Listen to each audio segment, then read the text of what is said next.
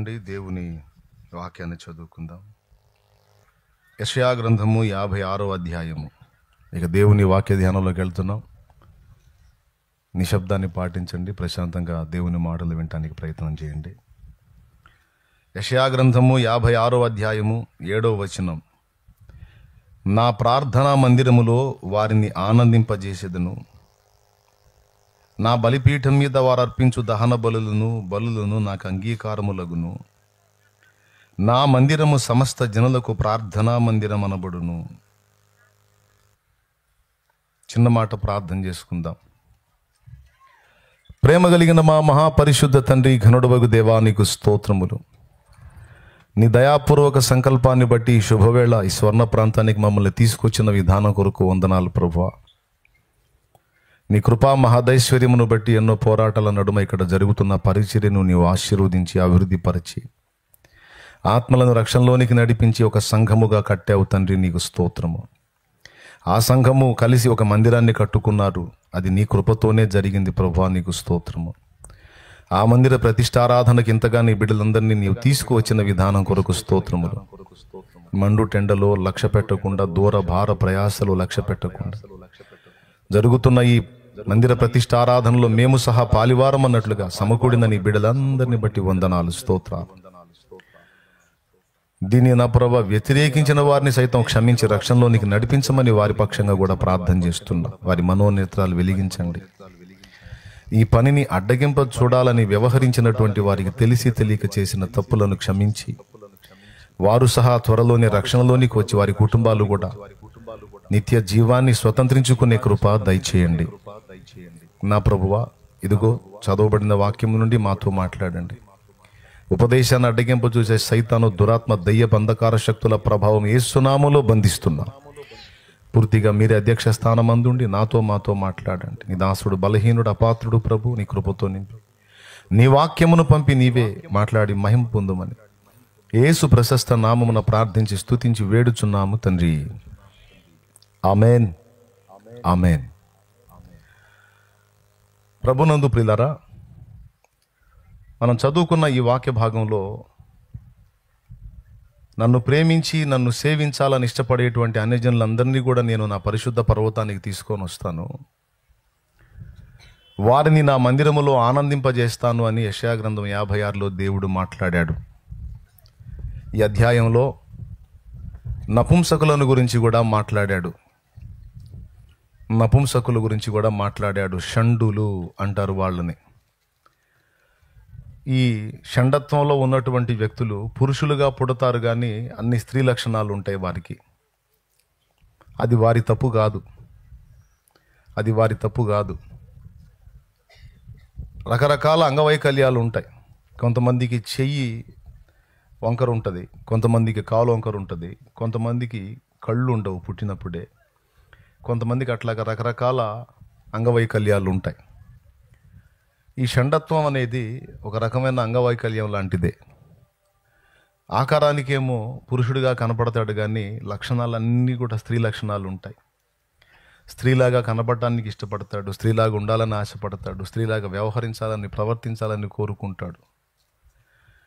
మరి పురుషుడిగా పుట్టి సమాజంలో పురుషుడిగా పెరిగి మరి అంత స్త్రీ లక్షణాలని కనపరుస్తున్నప్పుడు ఆ కుటుంబానికి సదరు వ్యక్తిని బట్టి అవమానం కలుగుతుంటుంది. మీ వాడేంది ఆడపిల్ల చేష్టాలు చేస్తున్నాడు, అంత ఆడవాళ్ళలాగా ప్రవర్తిస్తున్నాడని కొంతమంది మాట్లాడేటువంటి మాటల వల్ల కుటుంబం గాయపడుతుంది.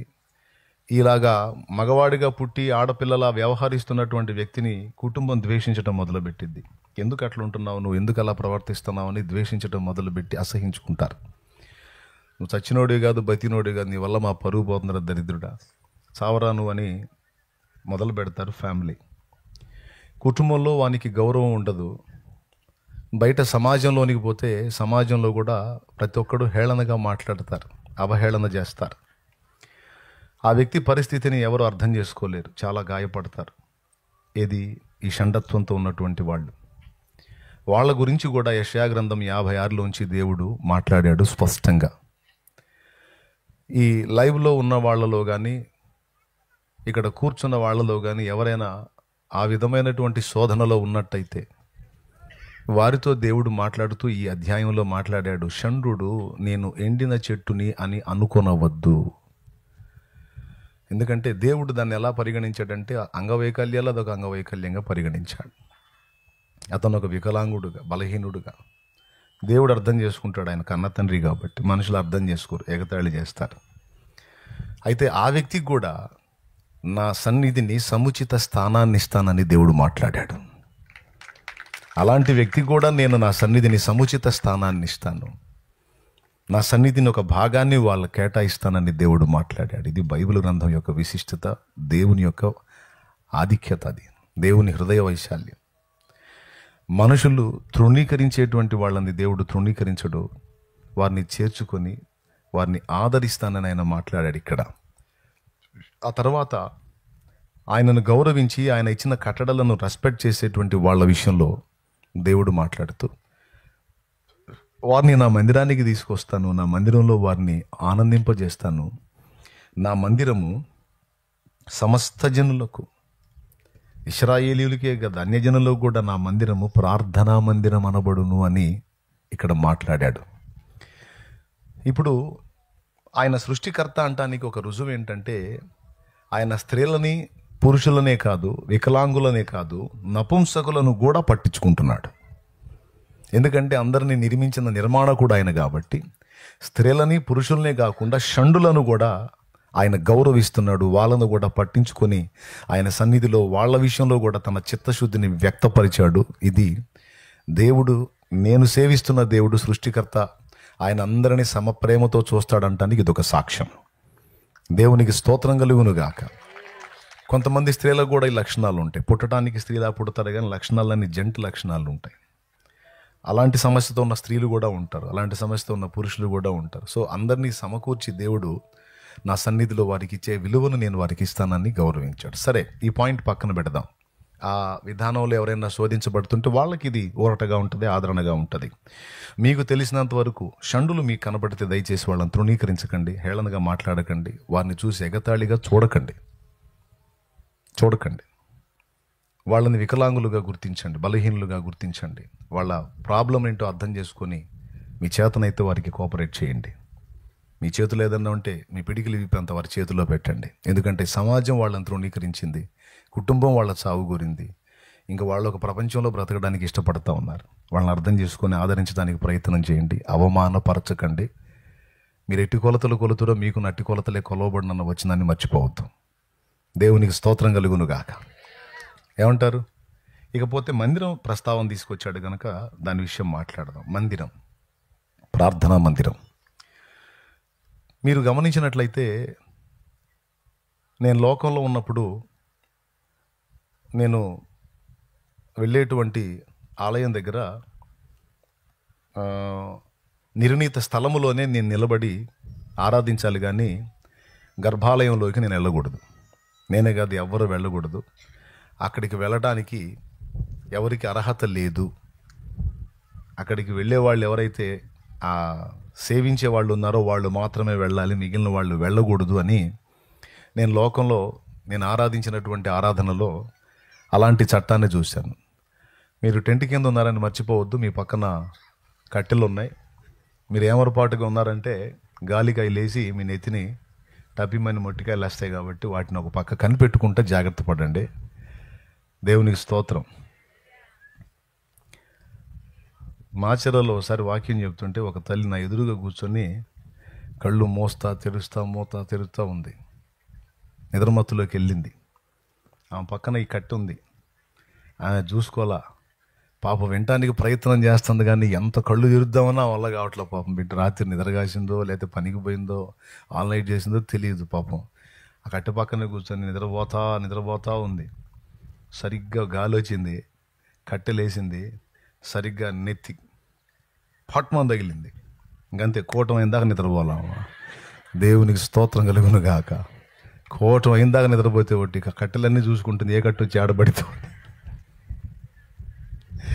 కాబట్టి మీరు కూడా కొంచెం జాగ్రత్తగా ఉండండి. అదేందో అక్కడ నీళ్లు పడుతున్నాయి, అద్దుగో అక్కడ ఎవరు నిద్రపోతున్నట్టున్నారు, జాగ్రత్త. మరి ఏమంటే నీళ్లు పడుతున్నాయి, కర్రలు వస్తున్నాయి. కట్టెలు కూడా లెగుస్తున్నాయి. సరే, జాగ్రత్తగా ఉండండి. పరిచారకులు ఎవరన్నా సేవకులు అక్కడొకళ్ళు కాస్త కనిపెడతా ఉండండి బాబు. ఓపెన్ కదా, పొలాలు కదా, ఎండాకాలం ఈదురుగాలు వస్తూ ఉంటుంది కాబట్టి కొంచెం అక్కడొకళ్ళు కాస్త కనిపెడతా. ఆడపిల్లలు ఉన్నారు కాబట్టి ఆ పక్కన కూర్చుంటే చాలు. మీరు జస్ట్ ఆ పక్కన అటు కూర్చుంటే చాలు. అది అక్కడొకళ్ళు కాస్త లైన్లో ఉండి, మీరు వాక్యం చెప్తుంటే మీరు వాక్యంలోకి వెళ్ళిపోయారు. వాక్యం వింటానే మళ్ళీ ఒక పక్క ఈ కర్రలు చూసుకుంటూ ఉండాలి. రైట్, అందరు కలిసి ఒకసారి స్తోత్రం చెప్పండి. దేవుడు క్లైమేట్ని తన స్వాధీనంలోకి తీసుకున్నాను గాక. ఆమేన్. ఇప్పుడు చదువుదాం. నా మందిరము సమస్త జనులకు ప్రార్థనా మందిరం అనబడింది అన్నాడు. నా మందిరంలో వారిని ఆనందింపజేసేదను అన్నాడు. సరే, ఆ మాట పక్కన పెడితే మందిరం విలువ చెప్తున్నాను నేను. గర్భాలయంలోకి ఎందుకు వెళ్ళకూడదంటే వెళ్ళకూడదు. అక్కడ ఆరాధకులు మాత్రమే ఉండాలి, అందరికీ పర్మిషన్ లేదు. ఎందుకంటే ఎవరికి అర్హత లేదు గర్భాలయంలోకి వెళ్ళడానికంటే. ఒక ఫీలింగ్ ఉండేది, అరే దేవుని దగ్గరికి సమీపంగా వెళ్ళకూడదా అని ఒక ఫీలింగ్ ఉండేది. సరే, ఆ ఆలయాన్ని అక్కడ పక్కన పెడితే మసీదులో కానీ మనం చూడగలిగితే మసీదులో ఆడవాళ్ళకి ప్రవేశం లేదు, స్త్రీలకు ప్రవేశం లేదు. జెంట్సే వెళ్ళి అక్కడ ఆరాధన చేసుకొని వస్తారు కానీ లేడీస్కి ప్రవేశం లేదు. సరే, ఈ రెండు ఇలా ఉన్నాయి, ఆలయము మసీదు ఇలా ఉన్నాయంటే యూదులు ఆచరించేటువంటి యెహోవా ఆరాధనలో వాళ్ళకు కూడా ఇలాంటి కట్టుబాటు ఉంది. మోషే దేవుని చేత దర్శింపబడి దేవుని చేత వాక్కును పొంది ప్రత్యక్ష గుడారాన్ని నిర్మిస్తాడు. మొట్టమొదట ప్రత్యక్ష గుడారం పాళెం మధ్యలో ఉంటుంది. పాళెం మధ్యలో ప్రత్యక్ష గుడారం ఉంటుంది. ప్రత్యక్ష గుడారం చుట్టూ లేవీల ఇళ్ళు ఉంటాయి. గుడారాలు, ఇళ్ళు అంటే గుడారాలు, లేవీల గుడారాలు ఉంటాయి. అలాగున ఈ గుడారాలకు నలుదిక్కున తూర్పు వైపున 3 గోత్రాలు, ఉత్తరం వైపున 3 గోత్రాలు, దక్షిణ వైపున 3 గోత్రాలు, పడమర వైపున 3 గోత్రాలు, అట్లాగా మొత్తం 4 మూలు 12 గోత్రాలు. ఈ లేవీల గుడారాలను చుట్టుకొని మిగిలిన 12 గోత్రాల్లో మిగిలిన వాళ్ళందరి గోత్రాలు ఆ గుడారాలు ఉంటాయి. 11 గోత్రాలు. ఒక గోత్రం లేవీలు గోత్రం కదా, ప్రత్యక్ష గుడారం చుట్టూ ఉంటుంది. తర్వాత దేవుడు ఆ ప్రత్యక్ష గుడారాన్ని నిర్మింపజేసిన విధానం మనం చూస్తే పరిశుద్ధ స్థలము, అతి పరిశుద్ధ స్థలము, ఆవరణము, వరుసగా చెప్పుకోవచ్చు. ఆవరణము, పరిశుద్ధ స్థలము, అతి పరిశుద్ధ స్థలం. ఆవరణలోకి ఎవరైనా వెళ్ళొచ్చు. ఆవరణలోకి ఎవరైనా బలు అర్పించాలనుకున్న వాళ్ళు ఆవరణంలో బలిపీఠం ఉంటుంది, ఇత్తడి గంగాళం ఉంటుంది. ఈ 2 ఉంటాయి. ఎవరైనా పశువుల్ని, మేకల్ని, గొర్రెల్ని బలి ఇవ్వాలనుకుంటే ఆ బలిపీఠం దగ్గరకు తీసుకొచ్చి అక్కడ బలిచ్చి రక్తం ప్రోక్షించి ఆ బలిపీఠం మీద దహన బలి పశువుని అర్పిస్తారు. అది దాటితే పరిశుద్ధ స్థలం ఉంటుంది. పరిశుద్ధ స్థలానికి, అతి పరిశుద్ధ స్థలానికి మధ్యలో ఒక తెర. పరిశుద్ధ స్థలానికి, ఆవరణానికి మధ్యలో ఒక కట్టం లాంటిది. ఈ ఆవరణంలోకి ప్రజలందరూ రావచ్చు, కానీ పరిశుద్ధ స్థలంలోకి యాజకులు మాత్రమే వెళ్ళాలి. పరిశుద్ధ స్థలంలో యాజకులు ఉండాలి. పరిశుద్ధ స్థలంలో ఏముంటాయంటే ధూపవేదిక, దీపవృక్షము, సన్నిధి రొట్టెల బల్ల, ఈ 3 ఉంటాయి. ఆవరణంలోనేమో బలిపీఠము, ఇత్తడి గంగాళం ఉంటాయి. అది దాటితే పరిశుద్ధ స్థలం, అందులో ధూపవేదిక, దీపవృక్షము, సన్నిధి రొట్టెల బల్ల ఉంటాయి. ఈ 2 దాటిన తర్వాత 3వది అతి పరిశుద్ధ స్థలం. ఇది కరం. ఈ అతి పరిశుద్ధ స్థలంలో ఏముంటాయంటే 2. ఒకటి సాక్ష్యపు మందసం, ఆ మందసం మీద కెరూబుల మధ్య కరుణాపీఠం. ఈ 2 ఉంటాయి ఆ అతి పరిశుద్ధ స్థలంలో. ఆ సాక్ష్యపు మందసంలో అహరోను చిగిర్చిన చేతికర్ర మందసంలో, అలాగే మన్నా గల పాత్ర, ధర్మశాస్త్రపు పలకలు, ఈ 3 ఉంటాయి. ఇది అతి పరిశుద్ధ స్థలంలో ఉంటుంది. ఆవరణంలోకి ప్రజలు రావచ్చు, పరిశుద్ధ స్థలంలో యాజకులు రావచ్చు, అతి పరిశుద్ధ స్థలంలోకి ఎవరు వెళ్ళకూడదు. మరి ఎవరు వెళ్ళొచ్చు అంటే సంవత్సరానికి ఒక మారు యాజకుడు పాప పరిహారార్థమై చిందింపబడిన పశువుల యొక్క రక్తాన్ని ఒక పాత్రలో పట్టుకొని ప్రజలందరి పాప పరిహారార్థమై, పాళ్యములో ఉన్నటువంటి ప్రజలందరి పాప పరిహారార్థమై సంవత్సరానికి ఒక్కసారి అతి పరిశుద్ధ స్థలంలోనికి వెళ్ళి మందసం మీద ఉన్న కరుణాపీఠం దగ్గర ఆ రక్తమును ప్రోక్షిస్తూ ఉంటాడు. అది ఇయర్లీ వన్స్. అప్పుడు కూడా అతి పరిశుద్ధ స్థలంలోకి ఆయన వెళ్ళేటప్పుడు ఎట్లా చేస్తారో తెలుసా? పైనుంచి కింది దాకా అంగీ ఉంటుంది.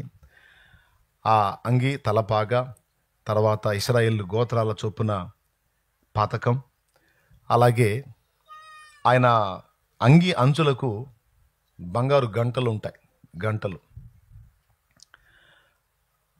అలాగే ఆయన నడుముకి ఒక త్రాడు కట్టబడిద్ది. అతి పరిశుద్ధ స్థలంలోనికి వెళ్ళినటువంటి ఈ యాజకుడు దేవుని ఎదుట ఆమోదం పొందితేనే బతికుంటాడు, లేకపోతే స్పాట్ అక్కడికక్కడే చచ్చిపోతాడు. అంత డేంజర్ ప్లేస్ అది. అది యెహోవా మహిమ నిలిచే స్థలం. పిచ్చి పిచ్చిగా ఎట్టబెడితే అట్ట అక్కడ వెళ్ళకూడదు. అతడు ఏ విషయంలోనైనా అపరాధిగా ఉంటే, ఏ విషయంలోనైనా దోషము చేసిన వాడై పరిహారం చేసుకోకుండా ఏముందిలేని ఆయన అతి పరిశుద్ధ స్థలంలోకి ప్రవేశిస్తే దేవుడు అక్కడే అతన్ని మొత్తుతాడు, అది చచ్చిపోతాడు. చచ్చిపోయిన వాడిని తీసుకొని రావడానికి ఇంకొకడు లోపలికి పోయాడు అనుకో, వాడౌట్.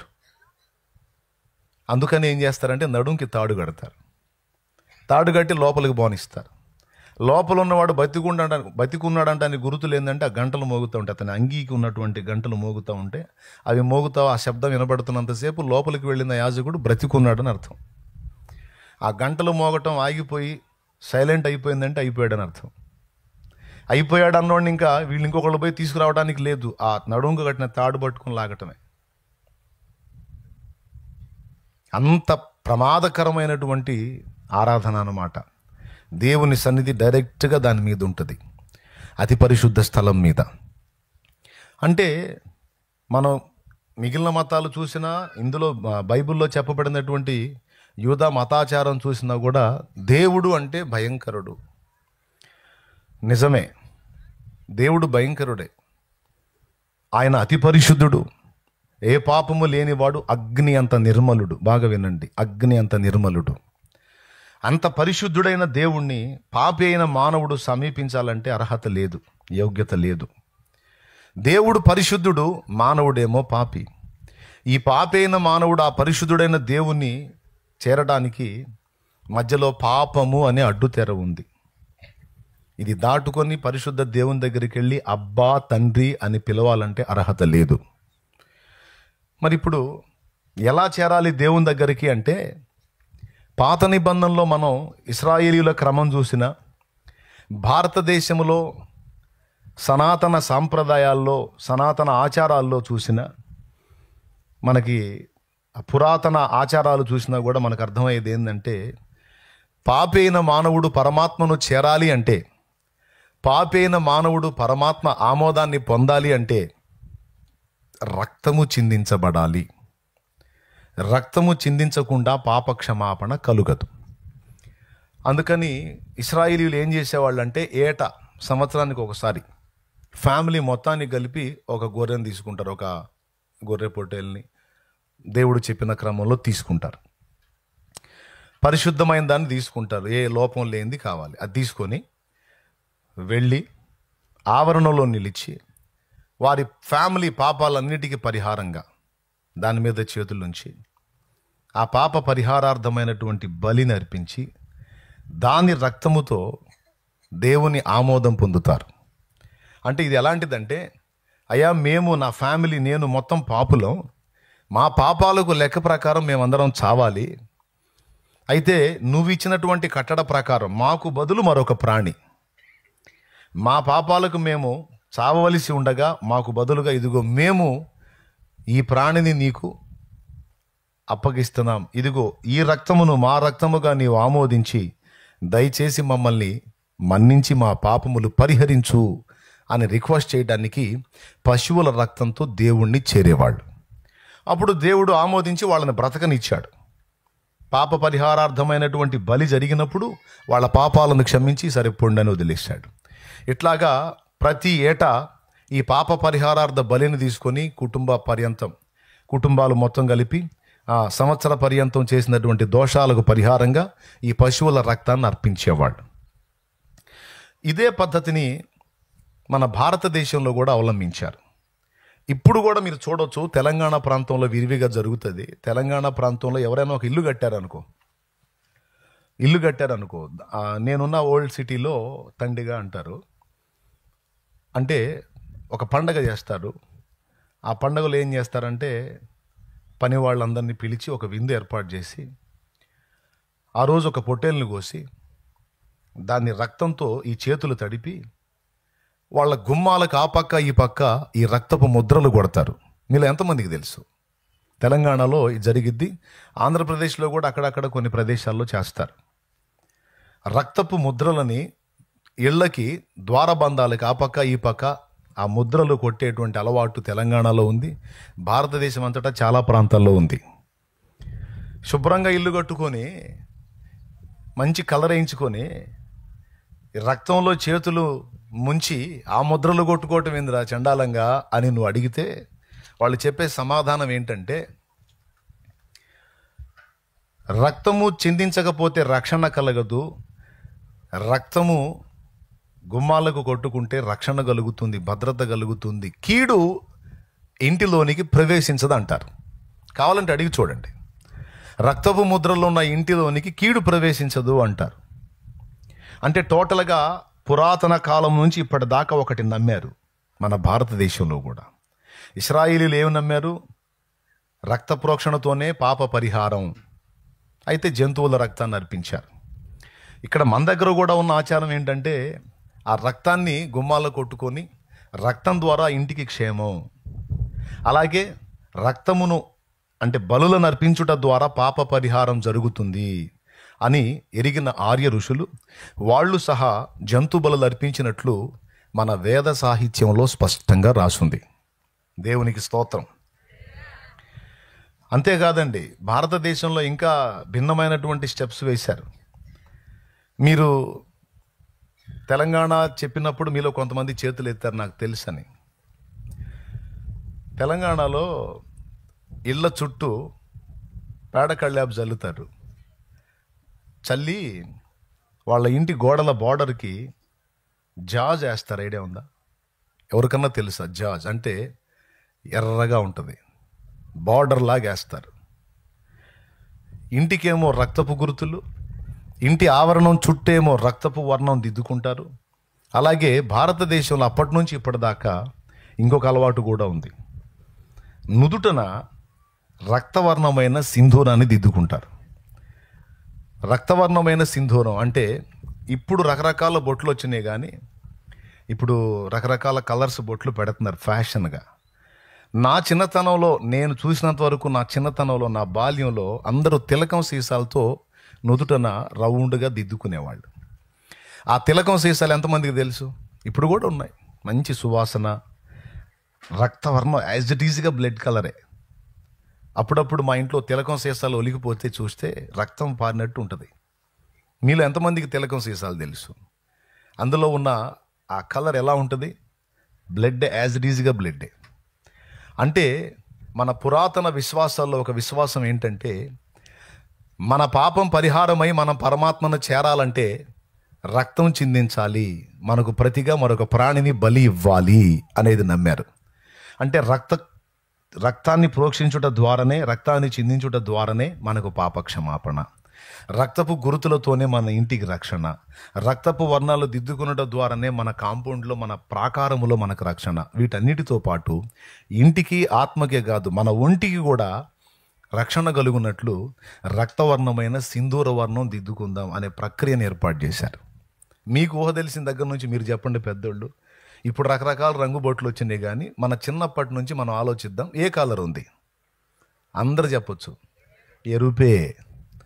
ఎన్నో కలర్లు ఉంటే రక్తవర్ణాన్నే ఎందుకు దిద్దారు నుదుటన? ఈ రెండు కనుబొమ్మల మధ్యస్థానం లలాటం అంటారు. ఇది సృష్టికర్త స్థానము అని వారు నమ్ముతారు. అందుకని మనము సృష్టికర్తను చేరాలంటే రక్తవర్ణమైన సింధూరం అంటే రక్తముతోనే చేరాలి. పాప పరిహారం చెల్లించకుండా మనం పరమాత్మను చేరటం సాధ్యం కాదు అని వారు నమ్మారు గనుక ఒంటి క్షేమం కోసం ఒంటికి రక్తవర్ణం, అలాగే ఇంటి క్షేమం కోసం ఇంటికి రక్తపు గురుతులు, ఆత్మ దేవుని ఎదుట ఆమోదం పొందడానికి రక్త బలులు ఆర్యులు అర్పించినట్లు చరిత్ర స్పష్టంగా చెప్తుంది. నేను చెప్పిన ఈ మ్యాటర్ మీకు ఇంట్రెస్ట్ ఉంటే దామోదర్ ధర్మానంద్ కోశాంబి గారు రచించిన ప్రాచీన భారతదేశ చరిత్ర మీకు దొరికితే తెచ్చుకొని చదవండి. ఇంతలా ఉంటుంది పుస్తకం. రిస్క్ అనుకోకుండా చదివితే నేను చెప్పిన మ్యాటర్ దొరికింది అండర్లైన్ చేసుకోవచ్చు. దేవునికి స్తోత్రం కలుగునుగాక. ఎందుకంటే చరిత్ర చదివా. ఇప్పుడు ప్రాచీన విశ్వాసాలతో పాటు అసలు చరిత్ర ఏం ఫాలో అయ్యింది, చరిత్రలో ఏం నమ్మారు అనే విషయాలు కూడా స్టడీ చేస్తే నాకు దొరికినటువంటి మ్యాటర్ ఇది. ఇప్పుడు అసలు పాయింట్కి వస్తాను, ఇక జాగ్రత్తగా వినండి. అంటే సృష్టికర్త అయిన దేవుణ్ణి పాపి అయిన మానవుడు చేరాలంటే అది అంత తేలికైన విషయం కాదు. తనకు ప్రతిగా ఒక పశువుని వధించి దాని రక్తముతో పరమాత్మను సమీపించాలి అనే సిస్టమ్ మనుషులు పెట్టలా. ఇది దేవుడే ఆమోదించి అనుమతించినటువంటి చట్టం. తెలుసా మీకు ఈ సంగతి? ఇది దేవుడే ఆమోదించి అనుమతించిన చట్టం. మీరు ఒక విషయం చెప్పండి. అడవిలో ఇప్పుడు మనం చక్కగా బట్టలు కట్టుకొని బ్రతుకుతున్నాం, సిగ్గు అది తెలుసు మనకి. అడవిలో బట్టలు కట్టుకోవటం కూడా తెలియనటువంటి వ్యక్తులు ఉన్నారంటే మీరు నమ్ముతారా? ఇప్పటికి కూడా కొన్ని ప్రాంతాల్లో, అవునా, అండమాన్ నికోబార్ దీవుల్లో ఒక తెగ ప్రజలు ఉన్నారు. ఈ మధ్యకాలంలో బ్రదర్ జాన్ అనే ఒక అతను వెళ్ళి అక్కడ హతసాక్షి అయ్యాడు. సెంటినరీ జాతి. ఇప్పటికి కూడా వాళ్ళ ఒంటి మీద బట్టలు ఉండవు. అలాంటి ప్రజలు ప్రపంచవ్యాప్తంగా అడవుల్లో చాలామంది ఉన్నారు. వాళ్ళకి వస్త్రాలు కట్టుకోవటం కూడా తెలియదు. అలాంటి ప్రజలు చాలామంది అడవుల్లో జీవిస్తున్నారు. అయితే వింతైన విషయం ఏంటంటే వాళ్ళకి వస్త్రాలు కట్టుకునే విషయం కూడా గ్రహింపు లేదు, కానీ దేవుణ్ణి సమీపించాలంటే బలి ఇవ్వాలి అనే సంగతి వాళ్ళకి తెలుసు. రక్తం చిందించి మాత్రమే దేవుని దగ్గరికి వెళ్ళగలం. వాళ్ళు కూడా అంటారు చూడండి, కొండ దేవులకు బలి ఇవ్వాలిరా అని. ఎలా తెలిసింది వాళ్ళకి? కొంచెం లాజికల్గా మనం ఆలోచిస్తే కొన్ని విషయాలు మనకు అర్థమవుతాయి. వస్త్రాల విషయంలో కూడా వాళ్ళంత పట్టింపు కలిగి లేరు, కానీ దేవుణ్ణి చేరాలంటే మాత్రం రక్తం చిందించాలనే పాయింట్, బలి అర్పణ అనేది వాళ్ళకి ఎలా తెలిసింది? ఎలా తెలిసిందంటే అడవుల్లో ఉన్నోళ్ళైనా, కొండల్లో ఉన్నోళ్ళైనా, కోణంలో ఉన్నోళ్ళైనా, ఊళ్ళో, టౌన్లో, సిటీలలో ఉన్నోళ్ళైనా, మనిషి అనే ప్రతి ఒక్కడు ఆదాము నుండి వచ్చినోళ్ళు. ఎవరి నుండి వచ్చినోళ్ళు? ఆదాము నుండి వచ్చినోళ్ళు.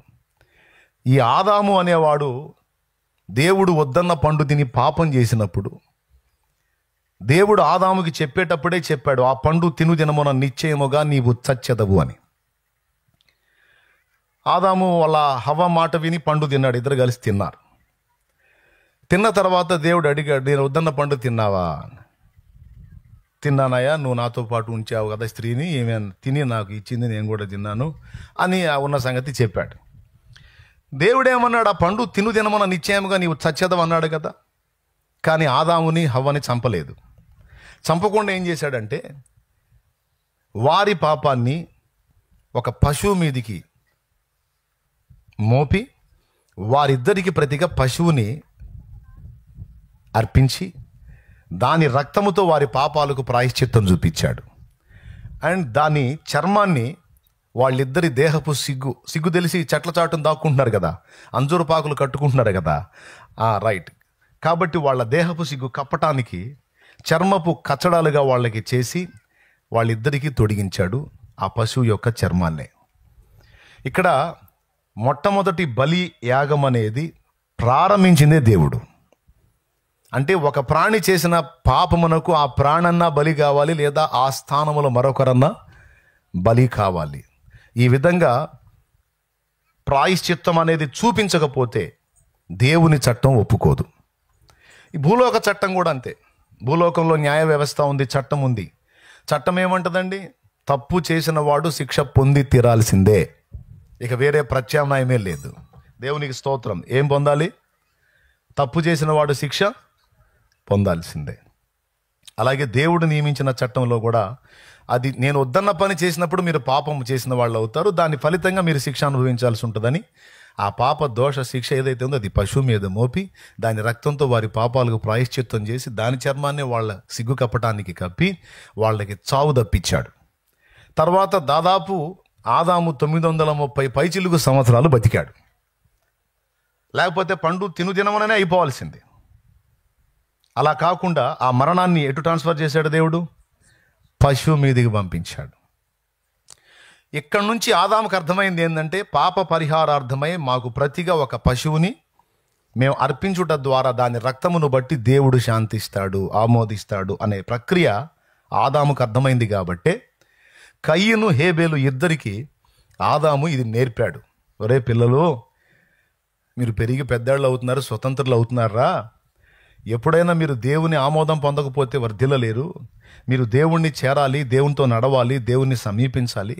మీరు ఎప్పుడు దేవుని ఆమోదం పొందాలన్నా, దేవుని సమీపించాలన్నా తప్పనిసరిగా మీ పాప పరిహారార్థమైన బలితోనే మీరు వెళ్ళాలి అనే ప్రక్రియని, ఈ పాఠాన్ని తన పిల్లలకు నేర్పాడు ఆదాము.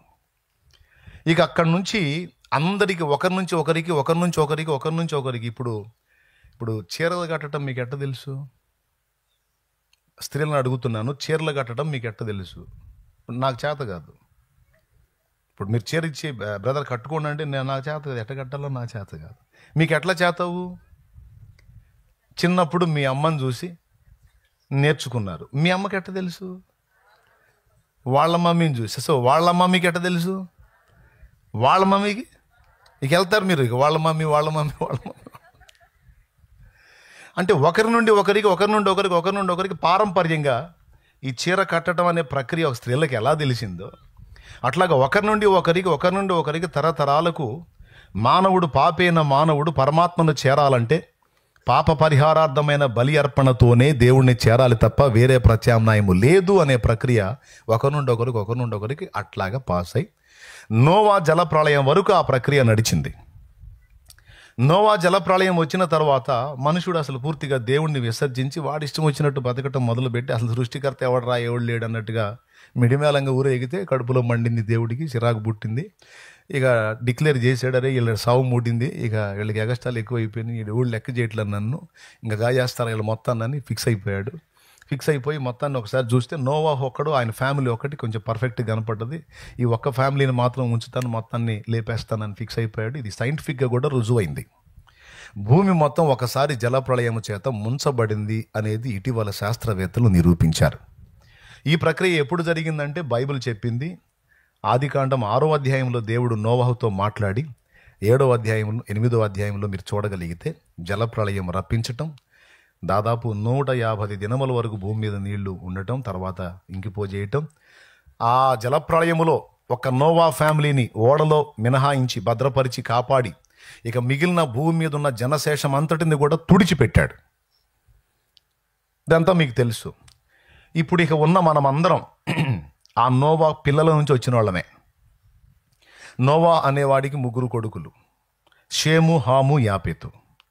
ఈ నోవహు అనేవానికి 3 కొడుకులు, షేము, హాము, యాపెతు. జలప్రళయం జరిగినప్పుడు భూమి మీద మానవ జాతి మొత్తం నశించిపోతే ఈ నోవా ఫ్యామిలీ ఒక్కటి మాత్రము బ్రతికుంది. 3 కొడుకులు, కోడండ్రు, నోవా భార్య, మొత్తం 8 మంది బతికి బయటపడ్డారు. జలప్రళయం అయిపోయిన తర్వాత కొంతకాలానికి నోవా భార్య చనిపోయింది. నోవా 3 కొడుకులకి పిల్లలు పుట్టడం స్టార్ట్ అయింది. జలప్రళయం అయిపోయిన తర్వాత బాగా వినండి, ఒకసారి స్తోత్రం చెప్పండి అందరూ కలిసి. మీరు ఇంట్రెస్ట్గా ఉన్నారు కదా, రైట్. జలప్రళయం అయిపోయిన తర్వాత ఓడలో నుంచి వాళ్ళు బయటకు వచ్చినప్పుడు ఆదికాండంలో ఏమని రాస్తాడంటే, నోవహు బలిపీఠం కట్టి పవిత్రమైన పశువులలోను జంతువులలోనూ కొన్నిటిని తీసుకొని వాటిని బలిగా అర్పించి దేవునికి సంతోషాన్ని కలిగించి ఇక లైఫ్ని మొదలు పెడతాడు. ఆ తర్వాత ఇక భూమి మీద మనుషులు విస్తరింపనారంభించారు. ఇప్పుడు ఇక్కడ ఉన్న మనమందరం కూడా ఆ 3కి పుట్టిన వాళ్ళమే. ఈ కులం ఆ కులం, ఈ మతం ఆ మతం అన్న భేదాలు పక్కన పెడితే బ్లడ్ గ్రూపులు చూస్తే కొన్ని గ్రూపులు మాత్రమే ఉంటాయి. ఇప్పుడు ఇక్కడ ఏ పాజిటివ్ వాళ్ళందరూ చేతులు ఎత్తండి. నాది ఏ పాజిటివ్ బ్లడ్ గ్రూపు అన్నోళ్ళు చేతులు ఎత్తండి. ఏ పాజిటివ్ బ్లడ్ గ్రూప్ వాళ్ళు కొద్దిమందే ఉన్నారు. రైట్, వీళ్ళందరూ నా రక్త సంబంధికులు, ఎందుకంటే నాది ఏ పాజిటివ్ బ్లడ్ గ్రూప్ కాబట్టి. సరే తీసేయండి. ఓ పాజిటివ్ బ్లడ్ గ్రూప్ వాళ్ళు చేతులు ఎత్తండి. అది ఓ పాజిటివ్ అన్నోళ్ళు చేతులు ఎత్తండి. కొంతమందికి అసలు వాళ్ళ బ్లడ్ ఏందో తెలియదు, వాళ్ళ బ్లడ్ గ్రూప్ ఏంటో తెలియదు కొంతమందికి. మీరు కొంతమంది ఓ పాజిటివ్ వాళ్ళు చేతులు ఎత్తారు. రైట్, నా భార్యది O positive blood group. So ఇప్పుడు ఓ పాజిటివ్ వాళ్ళందరూ నిన్న చెప్పారు శుక్రవారం నా భార్య రక్త సంబంధికులు అనమాట. దేవునికి స్తోత్రం కలుగునుగా. అలాగా బి పాజిటివ్ వాళ్ళు చేతులు ఎత్తండి. బి పాజిటివ్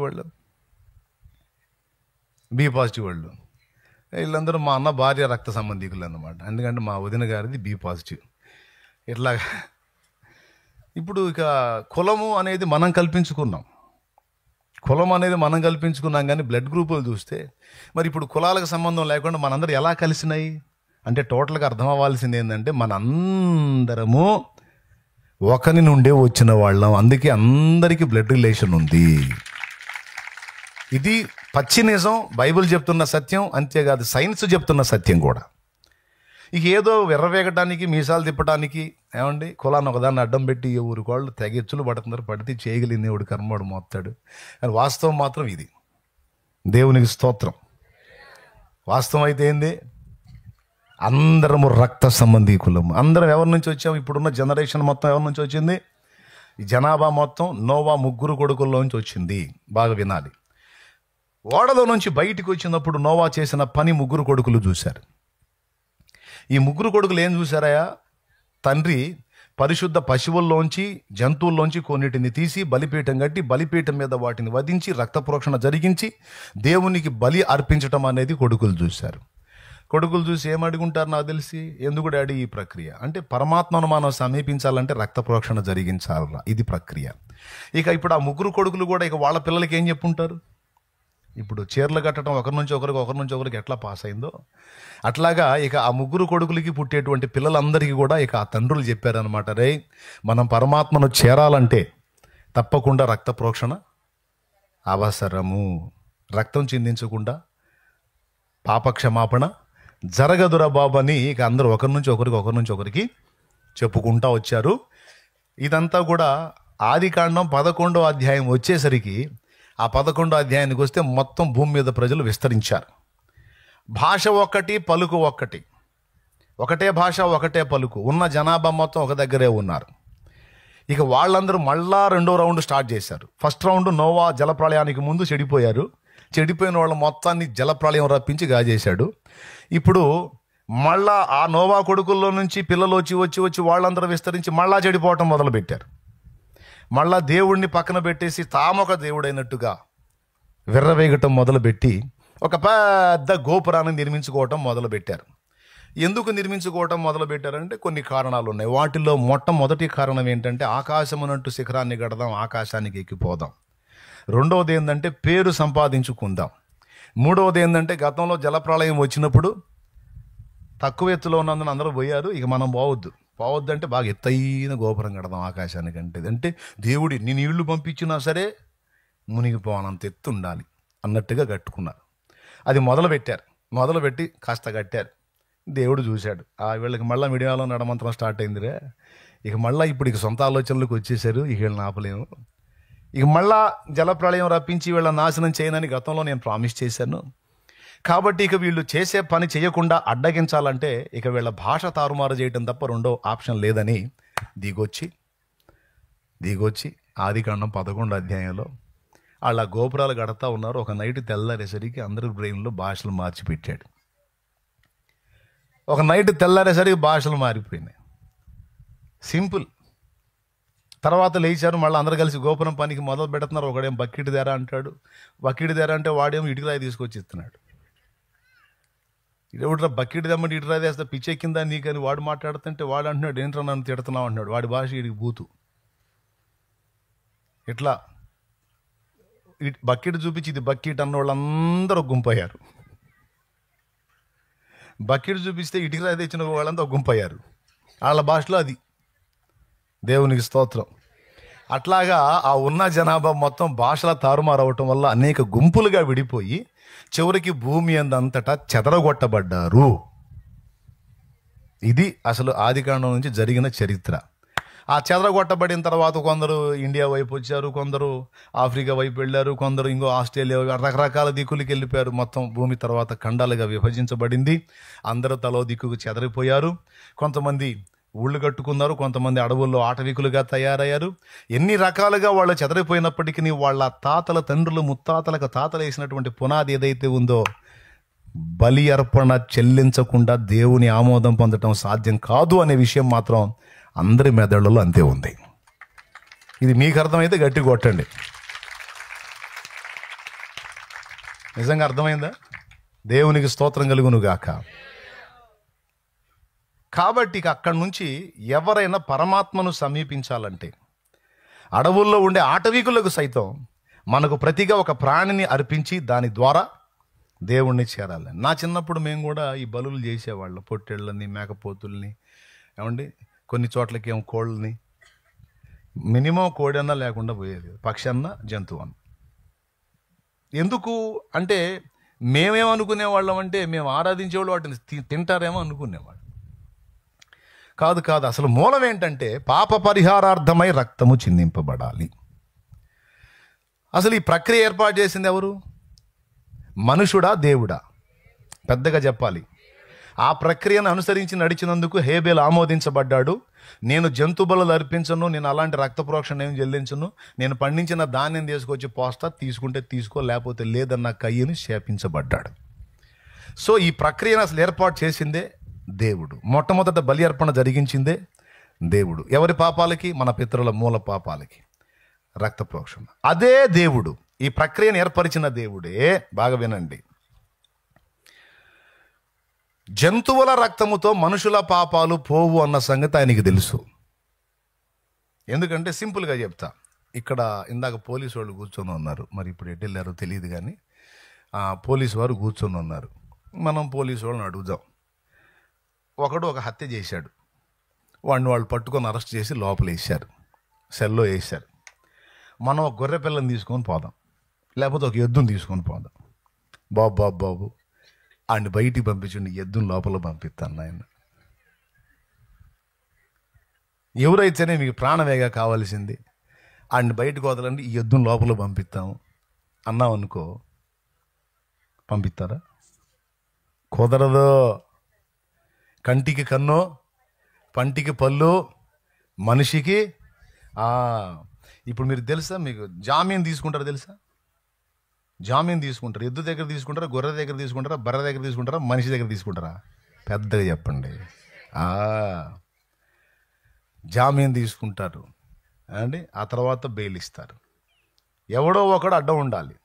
అయ్యా వాడు వెళ్ళిపోతే నన్ను తీసుకొని మీరు ఏమైనా చేయండి అని ఒకడికొకడు జామీందారు అయితేనే వదిలిపెడతారు, లేకపోతే బయటికి పంపరు. అవునా కాదా? అవునా? అంటే మనిషికి. అంతేకాని ఎద్దును వదిలిపెడతాం సార్ వదిలేయండి అంటే వదులుతారా? బర్రెను వదులుతాం సార్, మంచి ఢిల్లీ బర్రె సార్, సరిగ్గా ఉంది సార్ సార్ అంటే నాకెందుకు రా ఢిల్లీ బర్రె, నేనేం చేసుకోవాలి? మనిషి కావాలరా, నాకు జామీందారు కావాలి. ఎవడున్నాడండి అంట. గొర్రెకు గొర్రె, బర్రెకు బర్రె, కంటికి కన్ను, పంటికి పళ్ళు, మనిషికి అది అసలు ఫైనల్. సో మానవులమైన మనందరము చేసిన పాతకాలకి జంతువులు ఎట్ట సరిపోతాయి? జస్ట్ ఆచారం కోసం, మనకి మ్యాటర్ అర్థం కావటం కోసం, ఒకరి తప్పుకు ఒకరు బలి అనే ప్రక్రియ అర్థం కావటం కోసం వాటిని పెట్టాడు. అసలు దేవుడి చట్టం ఏంటంటే మనిషికి ప్రతిగా మనిషే బలి కావాలి. ఇప్పుడు మనందరి పాపాలకు ప్రతిగా ఒకడు బలి కావాలి. ఎవరు బలి అవుతారు? ఇప్పుడు నేను మిమ్మల్ని అడుగుతాను. ఇంతమంది ఉన్నారు పాపం, ఏదో శాల్యమన్న వస్తున్నాడంటే వచ్చారు, నన్ను ప్రేమించి పనులు కూడా ఎగ్గొట్టి వచ్చారు. దేవునికి స్తోత్రం. ఇంటికాడ చెప్పొచ్చారో చెప్పకుండా వచ్చారో, పొలానికి పోతున్నాను ఇటుబడి వచ్చారో, ఏమండి మరి చీరాలు పోతున్నా, పరుచూరు పోతున్నా వంక చెప్పి ఇటుబడి వచ్చారు, మొత్తానికి వచ్చారు చాలా ప్రేమించి. ఏమండి ఒకటి అడుగుతా, నాయి చాలా పాపాలు ఉన్నాయి, ఎవరన్నా ఒకళ్ళు మోస్తారా? మోపన్నా, నా మీద మోపన్నా, నేను ఎత్తుకుంటాను, నీ పాపాలు ఎన్ని మోపన్నా అని అనేవాళ్ళు ఒకళ్ళు ఎవరన్నా ఉంటే చేయొద్దండి. అయ్యా మోపుకుంటావా? నేను ఒక మాట అడుగుతాను నిన్ను, నీ దగ్గర ఏ పాపం లేదా? నీ బ్యాగే ఫుల్ అయిపోయింది, ఇంకా నా సరికి ఏం వేసుకుంటాను ఆయన? ఇంక అయిపోయింది, ఇంకా చేయలేవదు. దేవునికి స్తోత్రం కలుగునుగా. హల్లెలూయా. అయిపోయిందా? ఇప్పుడు ఖాళీ బ్యాగ్ ఎవరికి ఉందండి? నాకు అర్థం కాదు. ఎవరికి తగ్గ వాళ్ళు చేసి కూర్చున్నారు.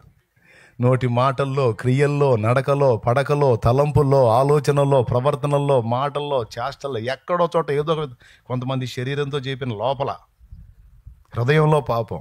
ఇలా లెక్కేసుకుంటా పోతే ఎవరికి వాళ్ళకి బస్తాలు బస్తాలు తేలుతాయి. నేను అసలు ఒక పాపాన్ని కూడా ఎరగను. అసలు నేను ఏం తెలియని పెద్ద మనిషిని అనే దమ్ము ధైర్యం ఎవరికి లేదు. ఎవరికి తగ్గాయి వాళ్ళకి. ఇప్పుడు మీలో ఎవరు ఖాళీగా ఉన్నారు అసలు నా పాపాలు మోయటానికి? సరే వదిలేయండి. మీరు వచ్చి నన్ను అడిగారు అనుకో, శాలేమన్నా పాప భారం ఎక్కువైపోయింది, 4 మోసుకో అన్నాను వేసామనుకో, అమ్మ నేను ఏడ ఖాళీగా ఉన్నానమ్మ, డబల్ మోసుకుంటా కూర్చున్నాను, ఏడ ఖాళీ లేదమ్మని చెబుతాను నేను. మీ దగ్గర ఖాళీ లేదు, నా దగ్గర ఖాళీ లేదు. సస్తేకి ఇస్తే నీ పాపాలకు నువ్వు చావటం, నా పాపాలకు నేను చావటం తప్ప ఒకరి పాపానికి ఇంకొకరు బలయ్యేదానికి మనుషులకు ఛాన్స్ లేదు. ఎందుకంటే అందరూ ఫుల్ అయి ఉన్నారు కదా. ఈ మ్యాటర్ క్లియర్గా మీకు అర్థమైందా? నిద్ర వచ్చిన వాళ్ళు స్తోత్రం చెప్పండి. కళ్ళు తెరిచి మీరు చెబుతారే, నిద్రపోయేవాళ్ళని చెప్పమంటే. మెలుగుతున్న వాళ్ళు చెప్పండి, గట్టిగా చెప్పండి ఇంకోసారి, బాగా వినాలి. నేను అందుకే అప్పుడప్పుడు ఇట్లా బుక్ చేస్తూ ఉంటాను. మీరు కరెక్ట్గా విని జాగ్రత్తగా చెప్పాలి నాకు. ఇప్పుడు అందరం ఫుల్ అయిపోయి ఉన్నాం, ఎవరు ఖాళీగా లేరు. మరి ఎవరి కోసం బలవుతారు? ఇప్పుడు ఈ పాపులైన మానవులందరి పాపాలు మోసుకొని పోవడానికి ఏ పాపము లేని పరిశుద్ధమైన వ్యక్తి కావాలి. ఇక ఏ పాపము లేని పరిశుద్ధమైన వ్యక్తి ఎవరున్నారు? దూతలలో కానీ మానవులలో కానీ లోపములు పాపములు లేని పరిపూర్ణ పరిశుద్ధులు ఎవ్వరూ లేరు. తెలుసా మీకు? అన్న దూతల్లో ఒక దూతను వేసేయచ్చు కంటే దూతలకు తగ్గే దూతలకు ఉన్నాయి. అది ఏబు గ్రంథం 4:18లో చెప్పాడు. ఆయన తన సేవకులను నమ్ముట లేదు, తన దూతల యందు లోపములు కనుగొనుచున్నాడు. కుదరదు, వాళ్ళు పనికిరారు. మరి మనుషులు ఎవరన్నా? మనుషులు పనికిరారు. ఇక ఏ పాపము లోపము లేని పరిపూర్ణ పరిశుద్ధుడు ఒక్కడే ఒక్కడున్నాడు. ఆయన ఎవరంటే నిన్ను నన్ను సృష్టించిన సృష్టికర్త, మనందరి నాన్న, మనందరి తండ్రి, ఆ ఒక్కడే ఉన్నాడు. ఇప్పుడు 2 జరగాలి. ఒకటి, ఏ పాపము లేని పరిశుద్ధుడై ఉండాలి. మళ్ళా ఆ పరిశుద్ధుడైన వ్యక్తి బలవంతంగా పెట్టకూడదు ప్రాణం. బలవంతంగా పెడితే హత్య అయింది. తనంతటా తానే ఇష్టపూర్తిగా పెట్టాలి. ఇప్పుడు మీలో ఎవరన్నా ఏ పాపం లేని పరిశుద్ధులు ఉన్నారనుకో, మరి జనం కోసం ప్రాణం పెట్టడానికి వస్తావా నిన్ను అడిగితే సంపుతారు ఉప్పు అంటావు. దేవునికి స్తోత్రం, ఎవడు నువ్వు జనం కోసం నేను చచ్చేది ఏందంటావు. అవునా కాదా? అంతేగాని ఆయా నేనే పాపం లేని పరిశుద్ధుని సత్తా పద అని వస్తావా? పొరపాటును కూడా ఎవరు రారు. ఎవరన్నా తీసుకొచ్చింది బలవంతంగా, గొర్రె కూడా రాదు, అసలు మేక కూడా రాదు. దాని తాడు గట్టి లాగుతుంటే అంటుంటుంది, వెనకపోతుంటుంది, ముందుకు రాదు. కానీ ఇక్కడ 2 జరగాల్సి ఉంది. ఒకటి, ఏ పాపము లేని పరిశుద్ధుడు రావాలి. రెండవది, ఆ పరిశుద్ధుడు తనంతటా తానే హార్ట్ఫుల్గా, హృదయపూర్వకంగా అందరి పాపాల కొరకు తన ప్రాణం పెట్టాలి. ఎవరు పెడతారండి? మిగిలిన వాళ్ళు ఎవరు పెట్టరు. సెంటిమెంట్ ఎవరికి ఉంటుంది? నాన్నకుంటుంది. అర్థమైందా? ఎవరికి ఉంటుంది? నీ కోసం ప్రాణం పెట్టాలంటే అవసరమైతే మీ నాన్న చచ్చిపోతాడు. అవసరమే, నీకు ఇబ్బంది కలుగుతుంది, ఏదన్నా నీ మీద దాడి జరుగుతుందంటే నిలువున నిన్ను నెట్టి నీకు అడ్డుపడి అవసరమైతే చచ్చిపోతాడు. చచ్చిపోతా కూడా బిడ్డ ఎట్టుందో చూసుకొని చచ్చిపోతాడు. ఎందుకంటే ఫాదర్ సెంటిమెంట్, బిడ్డ మీద ఉన్న మమత, వాత్సల్యం, ఆ వాత్సల్యం ఆ సృష్టికర్త కలిగి ఉన్నాడు కనుక పాపులమైన మనం చేసిన పాతకాల ఫలితంగా భూమి మీద బతుకులో అశాంతి, చచ్చినాక ఆప ఫలితంగా వచ్చే నరకం, అగ్ని ఆరని పురుగు చావని ఘోరమైనటువంటి యాతనకరమైన స్థలం నరకం. ఇప్పుడు పోలీసు వాళ్ళు ఉన్నారు, ఎవడన్నా తప్పు చేస్తే పట్టుకొని తంతారు స్టేషన్లో అనుకుందాం. వాళ్ళ సొంత తమ్ముడైనా సరే తప్పు చేశాడంటే అన్నయ్య తీసుకెళ్ళి తనాల్సి వచ్చింది. ఇక్కడ సెంటిమెంట్ లేదు. ఎందుకంటే ఒకవేళ మా తమ్ముడని వదిలేశాడు అనుకో, చట్టం ఇతని కేసు కట్టిద్ది. మీ వాడని వదిలేస్తావా? మీ వాడని నువ్వు తప్పిస్తావా? చట్టం ఎవడికి చూడటం కాదు. ఖచ్చితంగా ఎవడైనా సరే న్యాయం. నీ తమ్ముడైనా, నీ అన్న అయినా, నీ తల్లి అయినా, తండ్రి అయినా, భార్య అయినా, బిడ్డ అయినా, ఎవడైనా సరే చిక్కితే మాత్రం వాడు నేరస్తుడే, వాడు శిక్షార్హుడే. ఇక్కడ దేవుడు మనకు తండ్రి అయినప్పటికీ మనం చేసిన పాపాల ఫలితంగా మనకు సిద్ధమైన నరకం నుంచి ధర్మశాస్త్రం మనల్ని ఒప్పుకోదు, వదిలిపెట్టడానికి ఇష్టపడదు. ఇప్పుడు ధర్మశాస్త్రం ఒప్పుకోవాలంటే పాపాలకి శిక్ష పడాలి. మరి ఆ ధర్మశాస్త్రాన్ని ఆమోదింపజేయడానికి, న్యాయాన్ని అంగీకరింపజేయడానికి బిడ్డలందరి పాపములను మనందరి సృష్టికర్త తన మీద వేసుకోవడానికి ఇష్టపడ్డాడు. అంటే బిడ్డలు చేసిన పాతకాలకు తండ్రి వెలగట్టినట్టు, వెల చెల్లించినట్టు మనందరి అతిక్రమములన్నిటినీ కూడా తన మీద వేసుకొని, అది కూడా బలవంతంగా కాదు, హార్ట్ఫుల్గా, హృదయపూర్వకంగా. మీరు యోహాను సువార్త 10లో చూడగలిగితే, నా ప్రాణము నా అంతటా నేనే దాన్ని పెట్టుచున్నానో దాన్ని తిరిగి తీసుకున్నటకు నాకు అధికారం కలదన్నాడు యేసయ్య. అనేక చోట్ల ఈ మాట మాట్లాడాడు. నా ప్రాణము నేను పెడుతున్నాను, నా అంతటా నేనే నా ఇష్టపూర్తిగా పెడుతున్నాను అన్నాడు. ఎందుకయ్యా నువ్వు ప్రాణం పెట్టాల్సి వచ్చిందంటే, మరి నా బిడ్డలు తప్పు చేశారు, పాపాలు చేశారు. ఈ పాపాల వల్ల వాళ్ళకి నరకం వస్తుంది. ఆ నరకం నుండి వాళ్ళు తప్పించబడాలంటే వాళ్ళ దోషాలు నేను వేసుకొని మొయ్యాలి. వాళ్ళ చేతులతో చేసిన పాపానికి నా చేతులు, కాళ్ళతో నడిచిన చెడు నడతకు నా పాదాలు, తప్పుడు ఆలోచనలకు నా తల, సర్వ శరీరంతో చేసిన పాతకాలకు నా దేహము, వారు చేసిన పంచమహాపాతకాలకు పంచ గాయాలు, చేతిలో 2, కాళ్ళలో 2, ప్రక్క డొక్కలో 1, 5. ఈ విధంగా నా బిడ్డల పాపములన్నిటినీ కూడా నా దేహం మీద వేసుకొని నేనే వారి పాపములకు పరిహారంగా రక్తము చిందించాలని ఫిక్స్ అయ్యాడు. అలా ఫిక్స్ అయి 2000 సంవత్సరాలకు పైచిల్లుకు కాలము క్రితము ఆయన కన్య మరియ గర్భాన సృష్టిని నిర్మించిన నిర్మాణకుడే పసిబాలకుడై ఉదయించాడు. వీచేగాలి స్వాగతమనియే వెలిగే తారా సందడి చేసే, వీచేగాలి స్వాగతమనియే వెలిగే తారా సందడి చేసే, ఇన్ని నాళ్ళ నిరీక్షణ ఫలించగా, ఇన్ని నాళ్ళ నిరీక్షణ ఫలించగా, శ్రీయేసుడైలలోన ఉదయించగా, శ్రీయేసుడైలలోన ఉదయించగా, సర్వోన్నతమైన స్థలములలో దేవునికే మహిమ కలుగునుగాక, సర్వోన్నతమైన స్థలములలో దేవునికే మహిమ కలుగునుగాక, దేవునికే ఘనత కలుగునుగాక, దేవునికే ఘనత కలుగునుగాక. వీచేగాలి స్వాగతమని వెలిగే తారా సందడి చేసి, అంబస్య పారే భువనస్య మధ్యే నాకస్య పృష్ఠే మహతో మహీయాన్, అంబస్యనస్య మధ్యే నాకస్య పృష్ఠే మహతో మహీయాన్, శుక్రేణ జ్యోతిర్గుంక్షి సామను ప్రవిష్టః ప్రజాపతిశ్చరతి గర్భే అంతః, ప్రజాపతిశ్చరతి గర్భే అంతః.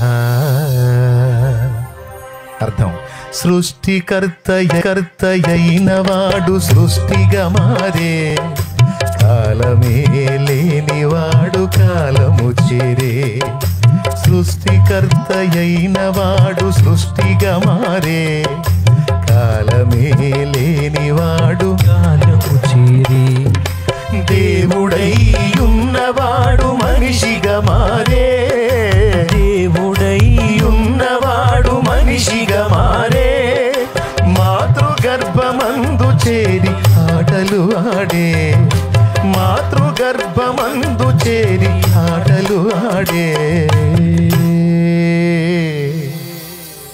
ఆటలు ఆడే.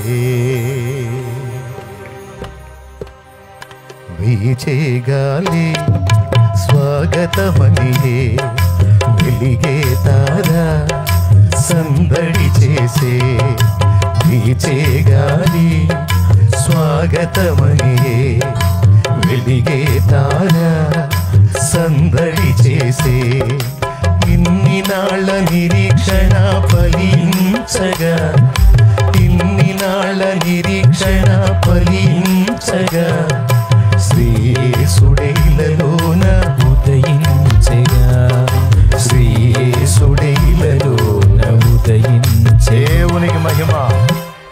ఇక ఏం నిర్ణయించాడంటే పాపులైన మానవ జాతి విమోచనార్థమై నేనే మనిషిగా పుడతాను.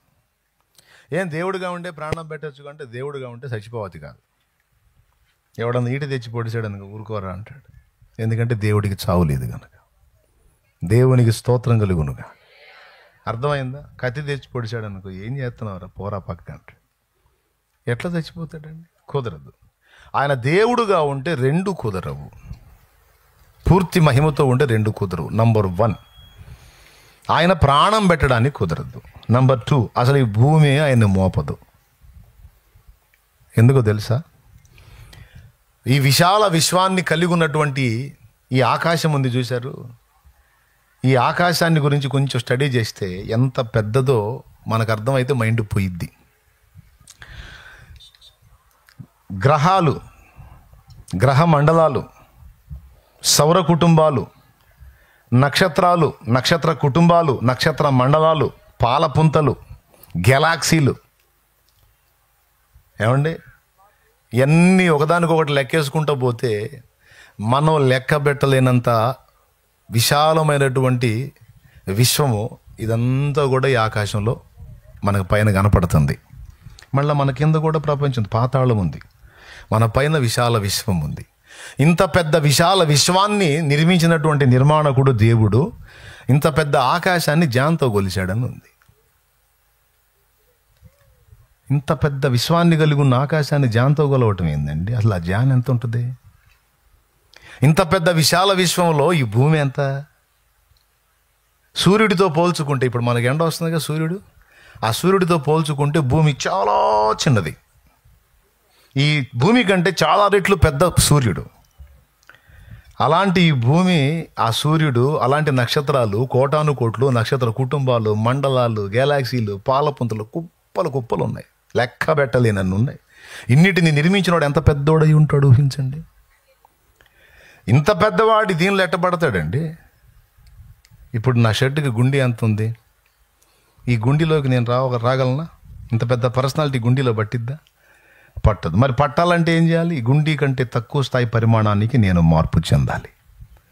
అలాగున ఈ భూమి మీదకి ఆయన ప్రవేశించడానికి సృష్టికర్త. మరి ఆయన అంత పెద్దోడు జాన్తో కొలిచాడంటే చూడండి, అంత పెద్దోడు అణువంత రూపాన్ని దాల్చి కన్యమరియ గర్భాన చేరడానికి ఇష్టపడ్డాడు. దీన్ని కూడా ఒక పాటలో పాడుకున్నా, పరిశుద్ధాత్మ ప్రేరణలో.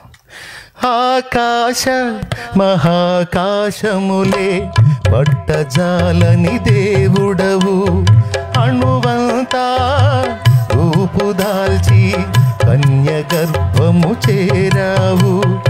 ఆకాశ మహాకాశములే పట్టజాలని దేవుడవు, అణువంతా రూపుదాల్చి కన్య గర్భము చేరావు.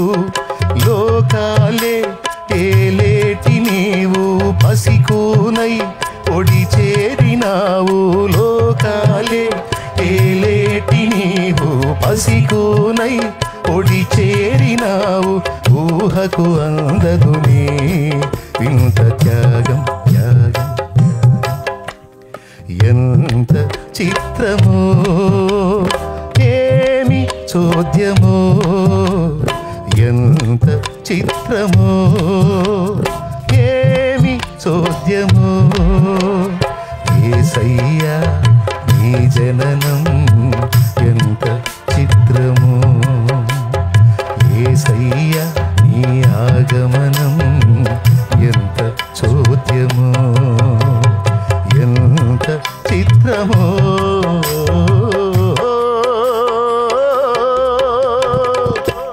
Praise the lord. గట్టిగా చెప్పాలి. ఏమి ఇష్టపడ్డాడండి? అందరి పాపాలు మోయటానికి ఇప్పుడు మనిషిగా భూమి మీదకి రావడానికి ఇష్టపడ్డాడు. యేసు అను మాటకి రక్షకుడని అర్థం. ఎందుకు వచ్చాడు? అసలు వచ్చింది రక్షించడానికి వచ్చాడు.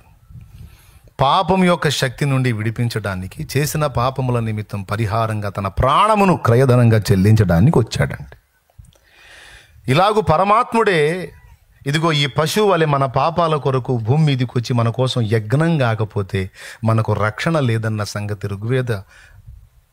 ఋగ్వేదం 10వ మండలం 90వ సూక్తం పురుష సూక్తం అందులో స్పష్టంగా చెప్పాడు. ఇంట్రెస్ట్ ఉన్నోళ్ళు చదువుకోవచ్చు, వేదాలు అందుబాటులో ఉన్నాయి. లేదంటే టీకా తాత్పర్య సహితం ఋగ్వేదంలో పురుష సూక్తం అనే ఆ భాగం వరకు ప్రింట్ చేశారు.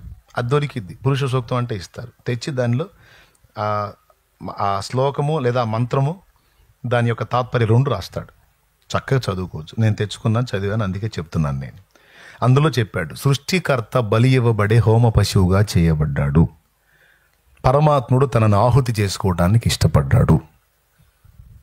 ఇదేందండి, దేవుడు బలవుతాడని బైబిల్లో కదా ఉంది, పురుష సూక్తంలో ఉందేంది? అసలు దీనికి దానికి సంబంధం లేదు కదా. అంటే ఈ పుస్తకానికి ఆ పుస్తకానికి సంబంధం లేకపోవచ్చు, కానీ ఈ మనుషులందరినీ సృష్టించిన దేవుడైతే ఒకడే కదా. కాబట్టి అందరితో ఆయనకి సంబంధం ఉంది. అర్థమైందా? మనకి ఇప్పుడు ఇశ్రాయేలీలకి మనకు సంబంధం లేకపోవచ్చు, వాళ్ళదొక దేశం మనదొక దేశం, కానీ అన్ని దేశాలలో ఉన్న వ్యక్తుల్ని సృష్టించిన దేవుడికి అందరితో సంబంధం ఉంది. యేసుక్రీస్తు అందరికీ ప్రభు. అపోస్తల కార్యములు 10వ అధ్యాయం 34. ప్రతి జనములోనూ ఆయనకు భయపడి నీతిగా నడుచుకుని వారిని ఆయన అంగీకరించును. కాబట్టి ప్రతి జనములోనూ మంచి మనస్సాక్షి కలిగి సత్యమును ప్రేమించి వెంబడించేటువంటి భక్తిపరులైన వ్యక్తులకు దేవుడు తన్ను తాను బయలుపరుచుకున్నాడు. ప్రవచన పురుషుడు క్రీస్తు ప్రభు, పరిశోధించుడి వేదముల నీలా గ్రంథముల నీలా. ప్రవచన పురుషుడు క్రీస్తు ప్రభు, సర్వ పాప పరిహారము కొరకై పరమాత్ముడు రుధిరముగా చూయని. నేను పాడే పాటలో మాటల మీద దృష్టి పెట్టండి, పాఠాన్ని కొట్టకండి, మాటల మీద దృష్టి పెట్టండి. ఏం చెబుతున్నాడు ఈ పాటలో, మాటలు ఏందనేది గుర్తుపెట్టండి. సర్వ పాప పరిహారము కొరకై పరమాత్ముడు రుధిరం అంటే రక్తం, పరమాత్ముడు రుధిరముగా చూయని ప్రవచించెను ధర బ్రాహ్మణ గ్రంథముల్. ప్రవచించెను ధర బ్రాహ్మణ గ్రంథముల్. క్రీస్తుకు పూర్వమే భరతఖండమున, క్రీస్తుకు పూర్వమే భరతఖండమున ప్రవచన పురుషుడు క్రీస్తు ప్రభు. పరిశోధించుడి వేదముల నీలా గ్రంథముల నీలా. ప్రవచన పురుషుడు ఎవరో క్రీస్తు ప్రభు. స్పెషల్ ఎఫెక్ట్ అని చెప్పనా? స్పెషల్ ఎఫెక్ట్ ఎప్పుడైతే అలా డిసైడ్ అయ్యాడో, ముందే డిసైడ్ అయ్యాడులే, ఇక ఆయన రాబోయే ముందుగా దాదాపు అన్ని మత విశ్వాసాలలో ఏదో ఒక రూపేణ తనను గూర్చిన ఇన్ఫర్మేషన్ ముందుగానే ఉండేటట్టు చేశాడు. అది రారాజు యొక్క గొప్పతనం. రారాజు వచ్చేటప్పుడు మరి అందరికీ ఇన్ఫర్మేషన్ ఉండాలిగా, సమాచారం ఉండాలి కదా. అందుకని మత సాహిత్యములన్నిటా కూడా ఏదో ఒక దానిలో తనను గూర్చి ఉండేటట్టు దేవుడు జోక్యం చేసుకున్నాడు. అందుకే అన్నీ చదివి అందులో ఇది ఎట్లా ఉంది ఎట్లా ఉంది చూడండి అని స్క్రీన్ మీద కూడా వేసి మరీ చూపించి చెప్పాను నేను గతంలో, ఇప్పుడు కూడా చెప్తున్నాను. దేవునికి స్తోత్రం. హల్లెలూయా. తెలుసా మీకు, ప్రపంచములో అత్యధికముగా ఇప్పుడు గుర్తింపబడిన మత విశ్వాసాలు 3 చెప్పవచ్చు. నంబర్ 1 క్రీస్తు మార్గం, నంబర్ 2 ఇస్లాం, నంబర్ 3 ప్రపంచ జనాభాలో అధిక జనాభా ఉన్న దేశము భారతదేశం. భారతదేశంలో అత్యధిక జనాభా హైందవులు. వారు విశ్వసించినటువంటి వేద సాహిత్యములో సైతం అనేక వచనాలలో ఆయనను గూర్చిన సత్యం స్పష్టపరచబడింది. అర్థమైందా? అయినా నేను నమ్మనంటే నాకు సంబంధం లేదు. నిద్రపోతున్నాడు లేపుతా కానీ నిద్ర నటిస్తున్నాడు లేపాల్సిన అవసరం నాకు లేదు. ఎందుకంటే లేపే కొద్ది ఇంకొంచెం కళ్ళు మూసి ఓవర్ యాక్షన్ చేస్తాడు. సావు అట్నే సావని వదిలేస్తాను నేను. సత్యం తెలుసుకోవాలని ఆసక్తి ఉంటే లే ఇదిగో తట్టి లేపుతున్నా, ఇదిగో చూడు. ఇది ఈ మంత్రం ఏం చెప్పిందో చూడు, ఈ గ్రంథంలో ఈ సాహిత్యం ఏం చెప్తుందో చూడు అని చెప్తాను, చూపిస్తాను. నా అవగాహన నీకు చెప్తాను. దేవునికి మహిమ కలుగునుగాక. ఇస్లాం సాహిత్యంలో కూడా యేసుక్రీస్తుని గురించి అనేక విధాలుగా వ్రాయబడి ఉంది. రుహుల్లా, అల్లాహ్ యొక్క ఆత్మ అని రాయబడి ఉంది. కలీం అల్లా, అల్లాహ్ యొక్క వాక్కు. అల్లాహ్ అంటే అరబీ భాష దేవుడు అని అర్థం. దేవుడు అని అర్థం, పేరు కాదండి, పేరుగా దేవుడు అంతే. అల్లాహ్ అంటే దేవుడు అని అర్థం. అందులో స్పష్టంగా చెప్పాడు అన్నమాట, ఈసా ఏ పాపము లేని పరిశుద్ధుడు, అలాగే పురుషుని ఎరుగని కన్యకు పుట్టినవాడు అని ఖురాన్లో కూడా ఉంది. అంతేకాదు ఆయన దేవుని యొక్క వాక్యం అని ఉంది, అంతేకాదు దేవుని ఆత్మ అని కూడా రాయబడింది. వీటన్నిటితో పాటు ఇంకొక మాట కూడా రాయబడింది, ఈసాలో ఏ పాపం లేదు. అండ్ ఆయన మట్టితో బొమ్మను చేసి ఆ బొమ్మలో ఊపిరి ఊది అది పోయేటట్టు చేశాడు. అంటే మట్టి బొమ్మను చేసి ఊపిరి ఊదింది ఎవరో మీకు తెలుసు, బైబిల్లో ఎవరండి? దేవుడు. మరి ఇప్పుడు ఆయన ఊపిరి ఊదాడంటే ఎవరు? ఆయన మట్టి బొమ్మని పక్షి బొమ్మని చేసి ఊదేసి ఎగిరిపోయేటట్టు చేశాడంటే, మట్టి బొమ్మని ప్రాణిగా చేశాడంటే ఆ శక్తి ఒక దేవుడికే ఉంది. ఓకే, ఇలా అనేక సాక్ష్యాలు యేసును గూర్చి ప్రజలందరికీ అందేటట్టు దేవుడు జోక్యం చేసుకున్నాడు. ఏది ముందుగా రాబోయేటప్పుడే చాలా చోట్ల ముందే రాయించాడు. ఇప్పుడు అవన్నీ మనం పరిశీలించినప్పుడు, ఇప్పుడు ఇందాక నేను పాట ఎత్తుకున్నా కదా, అందులో 5 రకాల మత విశ్వాసాలు ఆయన గురించి ఏం రాశారో చెప్పాడు.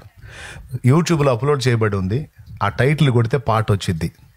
అలాంటి పాటలు ఎవరికి ఇష్టం ఏమండి? అది కళ్యాణి రాగంలో ఉంటుంది అనుకుంటా కదా.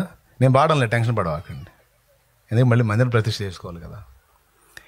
అందులో స్పష్టంగా చెప్తాడు, పారసీక మత గ్రంథకర్తయౌ జోరాస్టరు ప్రవచించెను నాడే, పరమాత్ముడు ధర అవతరించగనే చూతురతని నక్షత్రము మీరని. పారసీక మత గ్రంథం జెండ్ అవెస్తా, దాని గ్రంథకర్త జరాత్రష్ట మహాముని. ఆయన ప్రవచించాడు. ఏమని ప్రవచించాడంటే, పరమాత్ముడు భూమి మీద ఇంకా ఉద్భవించలేదు, ఆయన భూమి మీద కానీ ఉద్భవించినట్టయితే మీకు ఇదే సూచన, ఆకాశములో ఉన్న నక్షత్రములు కాక ఒక ప్రత్యేకమైన నక్షత్రం మీకు కనబడిద్ది అని చెప్పాడు ఆయన. ఇది పారసీక మత గ్రంథ రచయిత జొరాస్టర్ చెప్పినటువంటి సత్యం. ఇలాగా దాదాపు అన్ని మత గ్రంథాలలో ఆయనను గూర్చి ఉనికుండేటట్టు చేసి మనందరి పాప పరిహారార్థమై ప్రాయశ్చిత్తంగా బలై తిరిగి లేవటానికి వచ్చిన ఏకైక వ్యక్తి ప్రభువైన యేసుక్రీస్తు ఒక్కడే. మిగిలిన వాళ్ళు చాలామంది ఉన్నప్పటికీ మరి వారందరూ ఎందుకని రక్షకులు కాదు, వారందరూ ఎందుకు సృష్టికర్త కాదు అంటే, వారెవరూ కూడా మన పాప పరిహారార్థమై ప్రాణపెట్టి తిరిగి లేచిన వారు కాదు గనుక. శుక్ల యజుర్వేద సంహిత మీరు చూడగలిగితే అందులో స్పష్టంగా చెప్పాడు. దేవతల సంఖ్య అందులో మాట్లాడాడు. 33,33,33,333 మంది దేవతలు. వీరందరూ అగ్నినే అర్చింతురు అని రాశాడు. ఇంతమంది కూడా అగ్ని అనే ఒక వ్యక్తిని ఆరాధిస్తున్నారు అని రాశాడు. ఈ అగ్ని ఊర్రా, ఇంతమంది కలిసి ఇతనికి సాగిల పట్టం ఏంది, ఇతన్ని ఆరాధించటం ఏందని ఈ అగ్నిని వెతికితే, ఈ అగ్ని ఎవరంటే అదే శుక్ల యజుర్వేద సంహితలో చెప్పాడు. అగ్ని పశువై ఉండెను, దేవతలు అగ్ని పశువుతో యజ్ఞము చేసిరి, అగ్ని భూలోకమును జయించినాడు అంటాడు. అంటే ఎవరి అగ్ని అంటే యజ్ఞమైన అగ్ని, ఆహుతించబడ్డ పరమాత్మట. ఆయన చనిపోయి తిరిగి లేచాడట, అధిపతి అయ్యాడట. మరి ఇవన్నీ ఎవరికి సంబంధించినవి మీరు చెప్పండి? ఎవరికి సంబంధించినాయి అంటే, ఇప్పుడు దేవదూతలు మానవులు మొత్తం కలిసి ఎవరికి సాగిలపడాలి? ఎందుకు సాగిలపడాల్సి వచ్చిందంటే, అందరి పాపాల కొరకు వెలజల్లించినాడు ఆ ఒక్కడే కాబట్టి. అందుకే యేసే నిజదేవుడు, యేసే నిజరక్షకుడు, యేసే సృష్టికర్త. యేసు తప్ప మరో రక్షకుడు లేడు. యేసునందే మనం నరకం తప్పించుకొని నిత్య జీవం చేరగలం, యేసునందే విశ్రాంతి పొందగలం, యేసునందే జీవిత విలువలు తెలుసుకోగలం, యేసునందే మనం క్రొత్త జీవిత అనుభవంలోకి రాగలం, యేసునందే మనం పరమాత్మను చేరగలం అనే సత్యాన్ని ఈరోజు గంటాపదంగా మరి జనం తిట్టుకున్నా, కొట్టుకున్నా, గింజుకున్నా, గిలగల్లాడినా ఈ సత్యం చెప్పక ఉండట్లేదు. అందరికీ ఈ సాక్ష్యం ఇస్తా తిరుగుతున్నారు. ఈరోజు స్వర్ణ కూడా ఈ సాక్ష్యం ఇచ్చా. విన్నోళ్ళందరూ ధన్యులు, తిరస్కరించిన వాళ్ళు అన్యులు. ఇక వారి ప్రయాస ఇక రేపు వారి తిప్పలు వాళ్ళే పడతారు. దేవునికి స్తోత్రం. నన్ను అయితే అడిగితే స్వర్ణంలో చెప్పామంటాను అంటాడు. పోయా ప్రభా, మందిరం కూడా కట్టావు నాయన, చెప్పాను తండ్రి, స్తోత్రం నాయన. మండు టెంట్లో ప్రభా, మరి టెంట్ కింద నాయన మరి చాలామంది కూర్చున్నారు, మరి స్వర్ణంలో కూడా వచ్చి కూర్చున్నారు ప్రభా, చెప్పాను ప్రభా. మరి వాళ్ళకి చెప్పుకోలేదు ప్రభా, నాకు సంబంధం లేదు, నేనైతే సువార్త రిలీజ్ చేశాను ప్రభా అని చెబుతా. దేవునికి స్తోత్రం. పాపములో మునిగి తేలుతున్న మానవుడా, నీ పాపం వల్ల కలిగే శిక్షలు రెండు. ఒకటి బ్రతుకులో అశాంతి, చచ్చినాక నరకం. ఈ రెండింటి నుంచి నువ్వు బయటపడాలంటే లేదు నీకు వేరే మార్గం, ఏకైక మార్గం యేసు రక్తంలోనికి వచ్చి నీ పాపాలన్నీ కడిగేసుకొని, జన్మ కర్మ పాపాలు కడిగేసుకొని శుద్ధిపరచబడ్డావా, ఇదిగో బ్రతుకులో శాంతి పొందుతావు, మనశ్శాంతి పొందుతావు. అంతేకాదు మరణానంతరం నిత్య జీవానికి చేరతావు. ఏడిశావులే పో అంటే జడ్జిమెంట్లోకి వస్తావు. జడ్జిమెంట్లోకి వచ్చి తీర్పులో దోషిగా తేలి నరకానికి పోతావు. ఇక నాకు సంబంధం లేదు. ఓకేనా? క్లియర్గా చెప్పా. జన్మకర్మ పాపాలు కడిగేసుకొని నేను నూతన సృష్టి అవుతాను అనే ఆశ నీలో ఉంటే, ఇదిగో ఈరోజు నీ కోసమే వచ్చాను. ఇదిగో ఈ సువార్త విని మారు మనసు పొంది ఇకనైనా బాప్తిస్మం పొంది నీ పాపాలు కడిగేసుకొని క్రొత్త జన్మ అనుభవంలోనికి రా. తర్వాత చూద్దాంలే అంటే ఏమో ఈరోజు ఉండొచ్చో ఓడొచ్చు, రేపు ఉండొచ్చు ఓడొచ్చు, ఇదే రక్షణ దినం, నేడే అనుకూల సమయం. నీ ఒంటి మీద పాపాలు ఉన్నాయన్న సంగతి నీకు అర్థమైతే కడిగేసుకోవడానికి ఆలస్యం ఎందుకు? మారు మనసు పొంది సిద్ధపడు. ఈరోజే శుభ్రంగా బాప్తీసం పొంది, బట్టలు కూడా తెచ్చుకోవాల్సిన అవసరం లేదు, స్పేర్ బట్టలు. నేనైతే కట్టుబట్టలతో పోయి బాప్తీసం పొందా. మరి మా ఇంట్లో ఎవరు మారలా, నేను బాప్తీసం పొందుతానని నన్ను ఆపుతారు, చెడగొడతారు. అందుకని అలా ఉన్న బట్టల మీద పోయి బాప్తీసం పొందొచ్చు. జస్ట్ ఏప్రిల్ నెల ఎండాకాలం నీ బాప్తీసం పొందాను, ఒడ్డుకొచ్చాను, కాసేపు నిలబడ్డాను, ఆరిపోయినాయి, ఇంటికి పోయా. నా లైఫ్లో నేను తీసుకున్న ఆ నిర్ణయం నా జీవిత గతిని, గమ్యాన్ని మార్చి పడేసింది.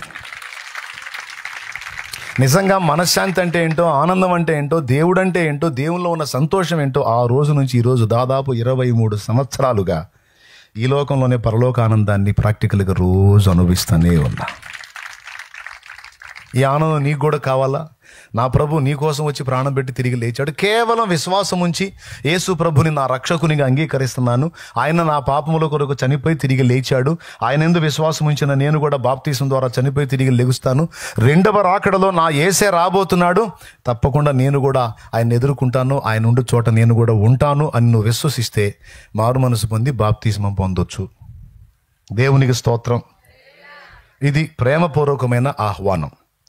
ఇక మందిరం విషయానికి వచ్చేటప్పటికి అతి పరిశుద్ధ స్థల ప్రవేశం లేదుగా. యాజకుడే సంవత్సరానికి ఒకసారి పోవాలంటే సామాన్యుడు ఎక్కడ పోతాడు? పోవటానికి లేదుగా. కాబట్టి మీరు గమనించినట్లయితే యేసయ్య సిలువలో ప్రాణం పెట్టినప్పుడు ఒక సంఘటన జరిగింది.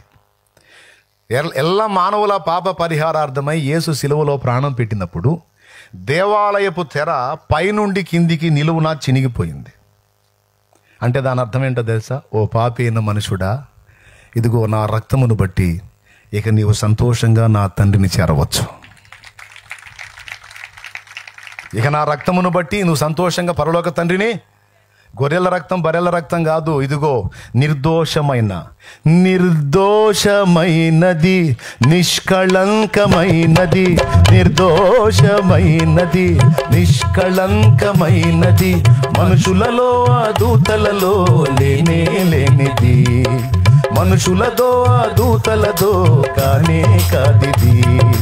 యేసు రక్తము పరిశుద్ధ రక్తము, యేసు రక్తము అది దైవ రక్తము, యేసు రక్తము పరిశుద్ధ రక్తము, యేసు రక్తము అది దైవ రక్తము, యేసు రక్తము అది దైవ రక్తము, యేసు రక్తము అది దైవ రక్తము, నిర్దోషమైనది. దేవునికి మహిమ. ఆ నిర్దోషమైన రక్తము నీ కొరకు నా కొరకు చిందింపబడినప్పుడు ఇక పరలోక తండ్రిని మనం సమీపించడానికి ఇక ఏ అడ్డుబండలు లేవు మనకి. దేవాలయపు తెర, ఆయనకి మనకు అడ్డుగా ఉన్న పాపపు తెర తొలగించబడింది. ఎవరి రక్త ప్రోక్షణ ద్వారా? పెద్దగా చెప్పండి. అదే యేసయ్య రక్తం చిందించకపోతే ఆ ప్రవేశం లేదు, ఆ తెర అంతే ఉండేది. ఆయన రక్తం చిందించి విశ్వసించిన వారందరి కొరకు ప్రాయశ్చిత్తం చేశాడు. అందరిని పిలుస్తున్నాడు, రండి సర్వ సమాజమా రండి, నా రక్తము మీ కొరకు చిందించాను. రండి, ఎంతమందికైనా ఇది చాలిన రక్తం, అనంత ప్రాణశక్తి కలిగిన రక్తం, ఎల్ల మానవులకు సమాధానం చెప్పగల రక్తం. దేవునికి స్తోత్రం. ఏ నరుని రక్తమైనా పాపములను కడుగగలదా? ఏ నరుని రక్తమైనా శాపములను బాపగలదా? పాపాలనే కడిగి శాపాలనే బాపి, పాపాలనే కడిగి శాపాలనే బాపి పరిశుద్ధపరచును నా యేసు రక్తము, పరిశుద్ధపరచును నా యేసు రక్తము. యేసు రక్తము, పరిశుద్ధ రక్తము, యేసు రక్తము, అది దైవ రక్తము. ఆమేన్. యేసు రక్తము, పరిశుద్ధ రక్తము, యేసు రక్తము, అది దైవ రక్తము. దేవునికి మహిమ. ఇప్పుడు ఆ రక్తమునందు కడగబడ్డారు గనుకనే, పరిశుద్ధపరచబడ్డారు గనుకనే మందిరం ఓపెన్ చేసి డైరెక్ట్గా బలిపీఠం దగ్గరికి పోతున్నాం. ఏ అడ్డు లేదు చూడండి మందిరంలో. ఇక్కడ ఆడోళ్ళు రాకూడదనేది లేదు, మగోళ్ళు రాకూడదనేది లేదు, పాపులు రాకూడదనేది లేదు. రండి రండి రండి, సర్వజనమా రండి, మీ కొరకే నా రక్తం చిందించాను. ఇక్కడ ఒకటే విషయం అండి, ఆకలి అవుతుందంటే అన్నం ప్లేట్లో పెడతా, కలిపి నోట్లో పెట్టమంటే మర్యాద కాదు. మర్యాద ఏంది? నా దగ్గర అన్నం ఉందని చెబుతా, నువ్వేం చేయాలి? ఫస్ట్ నా దగ్గరకు రావాలి. రెండోది ఏం చేయాలి? ప్లేట్లో పెడితే మర్యాదగా స్వీకరించాలి. అంతేగాని నేను రాను కానీ నువ్వేరా,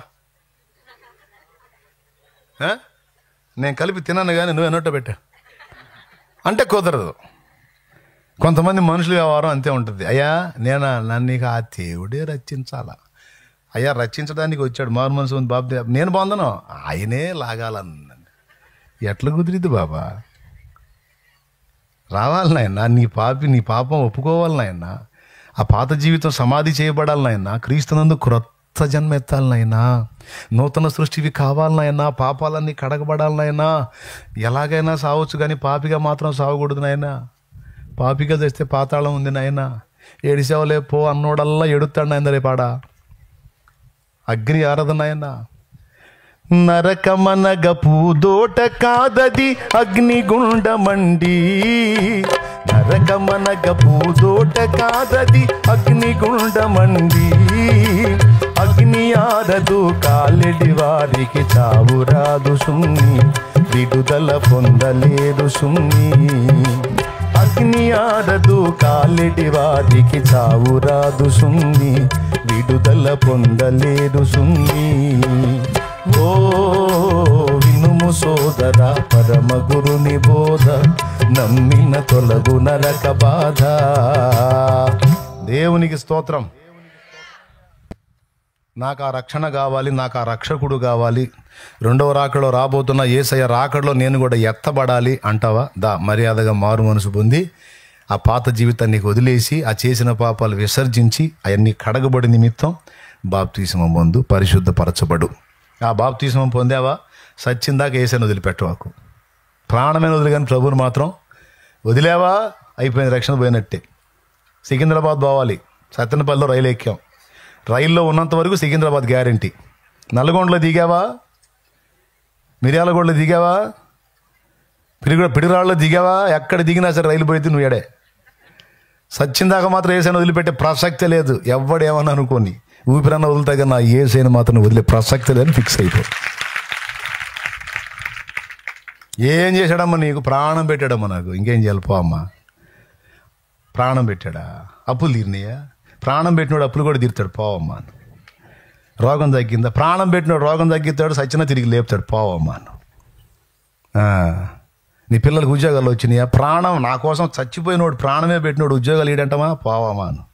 దేవునికి స్తోత్రం. ఇవాళ కాదు రేపు కాదు ఇంకా నా నెలగాని తలుపు, నాకు తెలిసిన దేవుడు.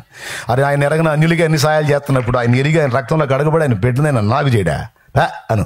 అంతేగాని అంతేనంటావు వదిన, ఏందో వదిన చర్చికి పోతున్నా కూడా ఏం సాయం కావట్లా, ఏం జరగట్లా, నరాలు వీక్నెస్ మాటలు మాట్లాడొద్దు. దేవునికి స్తోత్రం కలుగునుగా. హల్లెలూయా.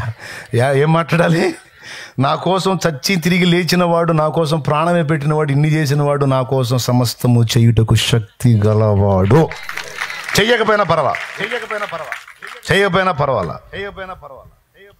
అంటే పర్వాలా అంటే చేయడని కాదు, నీ మెంటాలిటీ ఎలా ఉండాలంటే చెయ్యకపోయినా పర్వాలా, నేను మాత్రం ఆయన వదలను. ఏం లేదు, ఏ చిన్న సమస్య వచ్చినా సరే ముందు ఈ పక్క వాళ్ళు వస్తారు, ఏం చేశాడు ఏసిబాబు అనుకుంటూ వస్తారు, ముందుంటారు అనమాట. మనకు వీక్నెస్ తెప్పేయడానికి మాటలు మాట్లాడాడు. వాళ్ళకి చెప్పాలి ఏం చేయాలి, ప్రాణం పెట్టాడు పిచ్చిదానా నా కోసం చచ్చిపోయి తిరిగి లేచాడు. ఎవరు తెచ్చారు నా కోసం? నా కోసం చనిపోయి తిరిగి లేచిన నా ప్రేమికుడు, నా ప్రియుడు, నా రక్షకుడు, నా రాజు, నా యేసయ్య. నాకేం చేసినా చెప్పాను, నా దేవుడు ఆయనే, నా రక్షకుడు ఆయన, నా ప్రభు ఆయన. నేను వదలను ఆయన. ఎన్ని అవమానాలైనా, ఎవరు ఎన్ని ఎగతాళిలు చేసుకున్న, అన్ని మాటలు పడతాగా నా ప్రభుని మాత్రం వదిలే ప్రసక్తి లేదా అని కూర్చోవాలి గట్టిగా. దానికి బహుమానం ఉంది అక్కడ. అసలు నీ రంగు తెలుద్దామని కూడా కొంతమందిని పంపిస్తాడు నీ దగ్గరికి, సోదరుళ్ళని. ఈ సోది మాటలు మాట్లాడే వాళ్ళని కొంతమందిని రానిస్తాడు నీ దగ్గరికి. వాళ్ళు వచ్చి పనికి మళ్ళీ మాటలన్నీ మాట్లాడతారు. అసలు మనం ఏంది, మన కులం ఏంది, మనం అంతా, మనం ఇంత మాంసం తింటున్నాం, ఎముకలు మెళ్ళ వేసుకుంటావా, ఏందమ్మాయి నువ్వు చేసే పని, అబ్బే అసలు చండాలంగా చీసా అనుకుంటూ వస్తుంటారు సోదోళ్ళు. ఏందిరా అబ్బాయి నువ్వు చేసే మనం ఏంది, అసలు మనం అంతా ఇంత ఏందిరా నీ పనులన్నీ, పోతే ఏదో పూట పోవాలా, అంత సందా వేయాలా, రావాలా, పోయేందిరా వాళ్ళల్లో కూర్చుంటున్నావు, ఏందిరా ఏళ్లలో కూర్చుంటు, ఇట్లాంటి సోది మాటలు మాట్లాడే వాళ్ళందరూ వస్తారు. అసలు నువ్వేం మాట్లాడతావో చూస్తుంటాడు ఆయన. అసలు ఇప్పుడు నీ డైలాగ్ ఏందో చూస్తుంటాడు ఆయన. అప్పుడు నీ డైలాగ్ నిజమే, నేను కూడా అదే అనుకుంటున్నా అన్నాం అనుకో, వీడు సోదివాడు అని వదిలేస్తాడు, పక్కన పెడతాడు. సోది మోహన్ అని పక్కన పెడతాడు.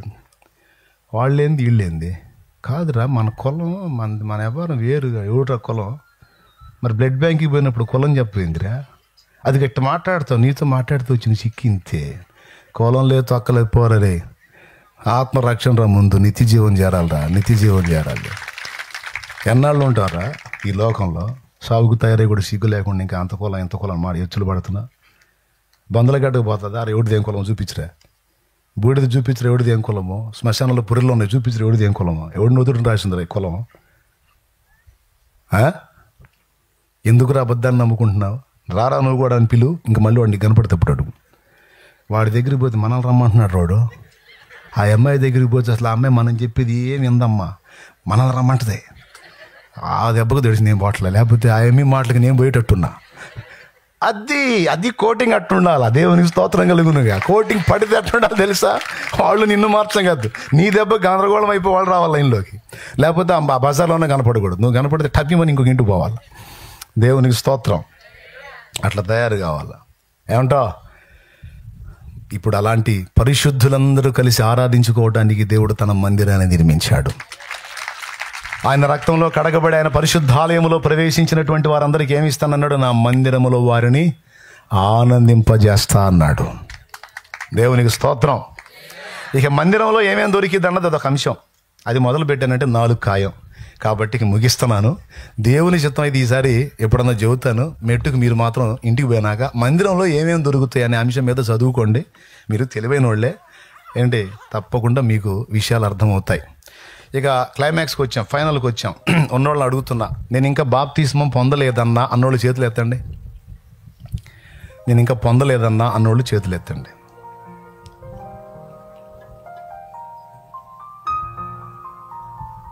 పొందలేదా? బాప్తిస్మం పొందలేదా అన్న? నేను పొందలేదన్నా. నా తండ్రి చిత్తమై శాలేమన్నా ఈరోజు నువ్వు ఇస్తే, స్పేర్ బట్టలు లేకపోయినా నేను తీసుకుంటాను అన్న. నాకు బాప్తిజం ఇస్తే నేను తీసుకుంటానన్నా. నాకు యేసయ్య కావాలన్నా, నేను నిత్య జీవానికి పోవాలన్నా, నాకు ప్రభువే కావాలన్నోళ్ళు ఎవరైనా ఉంటే మీ చెయ్యొద్దండి. లేరా తల్లి, ఎవరైతే సిద్ధపడ్డారో నేను తీసుకుంటానన్నా బాప్తిజం అన్నోళ్ళు ముందుకు రా తల్లి. సిద్ధపడ్డాడు రండి అన్న, ముందుకు రండి. ఎవరికి కావాలో రక్షణ, నా రక్షకుడైన యేసయ్య ఎవరికి కావాలో రండి. నాకు ఈ మ్యాటర్ అర్థమైన తర్వాత అస్సలు ఆగలా నేను. ఎడో రక్షణ కావాలనుకున్న వాళ్ళకి ఇదే సమయం. నాడు స్త్రీలు పక్కన నిలబడి, పురుషులు అక్కడ ఉండండి అన్నాను. అక్కడ నిలబడి అన్నాను. రండి, ఇంకెవరు రావాలనుకుంటున్నారు రక్షణ పొందినటువంటి వాళ్ళు? నాకు బాప్తిస్మం కావాలి, నేను నిత్య జీవానికి చేరాలన్నాడు. సిగ్గుపట్టానికి పెళ్లి చూపులు కాదు, ఆత్మరక్షణ. లేకపోతే పాతాళానికి తొందరగా రా. సిద్ధపడ్డాడు రావాలి స్పీడ్గా. నాకు యేసు రక్తంలో కడగబడి ప్రతి పాపం నుండి విడుదల పొందాలనుకుంటున్నాను, నాకు రక్షణ కావాలి. రా తల్లి రండి. వీళ్ళకి బాప్తీసం ఇవ్వడానికి ఏమైనా ఉందా? తింటుందా? అబ్బా, దేవునికి స్తోత్రం కలుగును గాక. చాలా సంతోషం. ఇంకా ఇక్కడ కూర్చున్న వాళ్ళలో ఎవరైనా రక్షణ పొందాలనుకుంటే నాది బాధ్యత కాదు, చెప్పటమే నా పని, వచ్చిన వాళ్ళకి ఇవ్వటమే నా పని. బలవంతం పెట్టడం కూడా ఉండదు, అస్సలు మాట్లాడే పని. బలవంతంగా ఏంట్రా బాప్తీసం అన్నట్టయితే రోడ్డు మీద రంబు ఒకటి పెట్టుకొని వచ్చేపోయే వాళ్ళకి ఆవంతను ముసుకేసి ముంచి పంపించేవాడిని. ఆ ఛాన్స్ ఇలా దేవునికి స్తోత్రం. వాళ్ళకై వాళ్లే రావాలా, వాళ్ళ పాపాలు ఒప్పుకోవాలా, మారు మనసు పొందాలా, బాప్తీసం పొందాలా. అట్ట కాకుండా ఏంట్రా దొరికినోడికి అన్నట్టయితే ఎంతోమంది పాటికి ముంచి వదిలిపెట్టేవాడిని. ఆ ఛాన్స్ ఇలా ఇవ్వాలి. ఇదిగా వచ్చారు సిద్ధపడి, వాళ్ళందరికీ రక్షణలో నడిపిద్దాం. సిద్ధపడ్డ వాళ్ళు సేవకుడు ఒకళ్ళు ఉండి నీళ్ళ దగ్గర తీసుకుపో, పొండి, ఓ ఇదే సమయం, ఇదే మిక్కిలి అనుకూల సమయం, పొండి పొండి పొండి, వెళ్ళి పొండి. చప్పట్లు కొట్టండి, మీరు చప్పట్లు కొట్టండి. వాళ్ళు అడిపోతున్నారు, వీళ్ళు ఇడిపోతున్నారు. అయ్యో అటు తీసిపోండి, అది అడిపోతున్నారు అండి. దేవునికి స్తోత్రం. పోండి, ఆ నీళ్ళు ఎక్కడున్నాయి అడిగి పోండి. ఇదే సమయం, నేడే రక్షణ దినం, ఇదే మిక్కిలి అనుకూల సమయం. అన్న నేను పొందాను అన్నోళ్ళు చేతులు ఎత్తండి. దాదాపు అందరూ పొందారు. దేవునికి స్తోత్రం. ఎప్పటిదాకా వదిలిపెట్టవు యేసుప్రభుని? రైట్, యేసుప్రభుని వదిలిపెట్టద్దు, ఆయన సన్నిధిని కూడా. ఎందుకంటే ఆయన సన్నిధిలో సంతోషం ఉంది. ఎందుకంటే దేవుడు స్పష్టంగా తన భక్తుల ద్వారా రాయించాడు, నీ సన్నిధిని సంపూర్ణ సంతోషం కలదు, నీ కుడి చేతిలో నిత్య సుఖములు. రైట్, దేవుని సన్నిధిలో సంపూర్ణ సంతోషం ఉంది, దేవుని సన్నిధిలో పరిశుద్ధులకు ఆనందం ఉంది, దేవుని సన్నిధిలో నిత్య సుఖం ఉంది. దేవునికి స్తోత్రం. దేవుని సన్నిధిలో ఆయన ప్రసన్నత ఉంది, దేవుని సన్నిధిలో ఆయన కూర్చున్న మాట, పాట, పలుకు, ధ్యానం, ధ్యాస ఉంది. అంతేకాదు దేవుని సన్నిధిలో ఆయన పరిశుద్ధ శరీర రక్తాల్లో భాగం ఉంది. అంతేకాదు దేవుని సన్నిధిలో ప్రార్థనకు జవాబు ఉంది. ఇన్ని గొప్ప ఉన్నాయి. ఆయన సన్నిధిలో ఏముందంటే ఉండాల్సినవి ఆయన సన్నిధిలోనే ఉన్నాయి. అందుకే అన్నాడు భక్తుడు, నా శత్రువులా ఎదుటే నీవు నాకు విందును సిద్ధము చేశావు. నా శత్రువులా ఎదుటే నీవు నాకు విందును సిద్ధము చేశావు. నీతో నేను నీ మందిరములో నివాసము చేసేద చిరకాలము. నీతో నేను నీ మందిరములో నివాసము చేసేద చిరకాలము. ఆనందమే పరమానందమే ఆశ్రయపురమైన యేసయ్యా నీ. దేవునికి మహిమ. దేవుని సన్నిధిలో నువ్వు ఉండటమే కాదు, నువ్వే ఒక మందిరం అయిపోవాలి. ఈ ఒక్క ముక్క కూడా విని ప్రార్థన చేసేస్తా ఇంటికి పోదు. కానీ ఇంటికా మందిరానికా? మందిరానికే ఇంటికా? డౌట్ లేదుగా. మందిరం ప్రతిష్ఠించుకోవాలా, ఫుడ్ ఒక పట్టుబట్టాలా, అప్పుడు ఎక్కాలి బండి. ఏమండి, దేవుని మందిరం ఎలాగూ పరిశుద్ధమై ఉన్నదో అలాగ మనమే దేవుని ప్రశస్త మందిరాలుగా ప్రతిష్ఠింపబడాలి. మనం కదులుతున్న దేవాలయాలమని మర్చిపోవద్దు.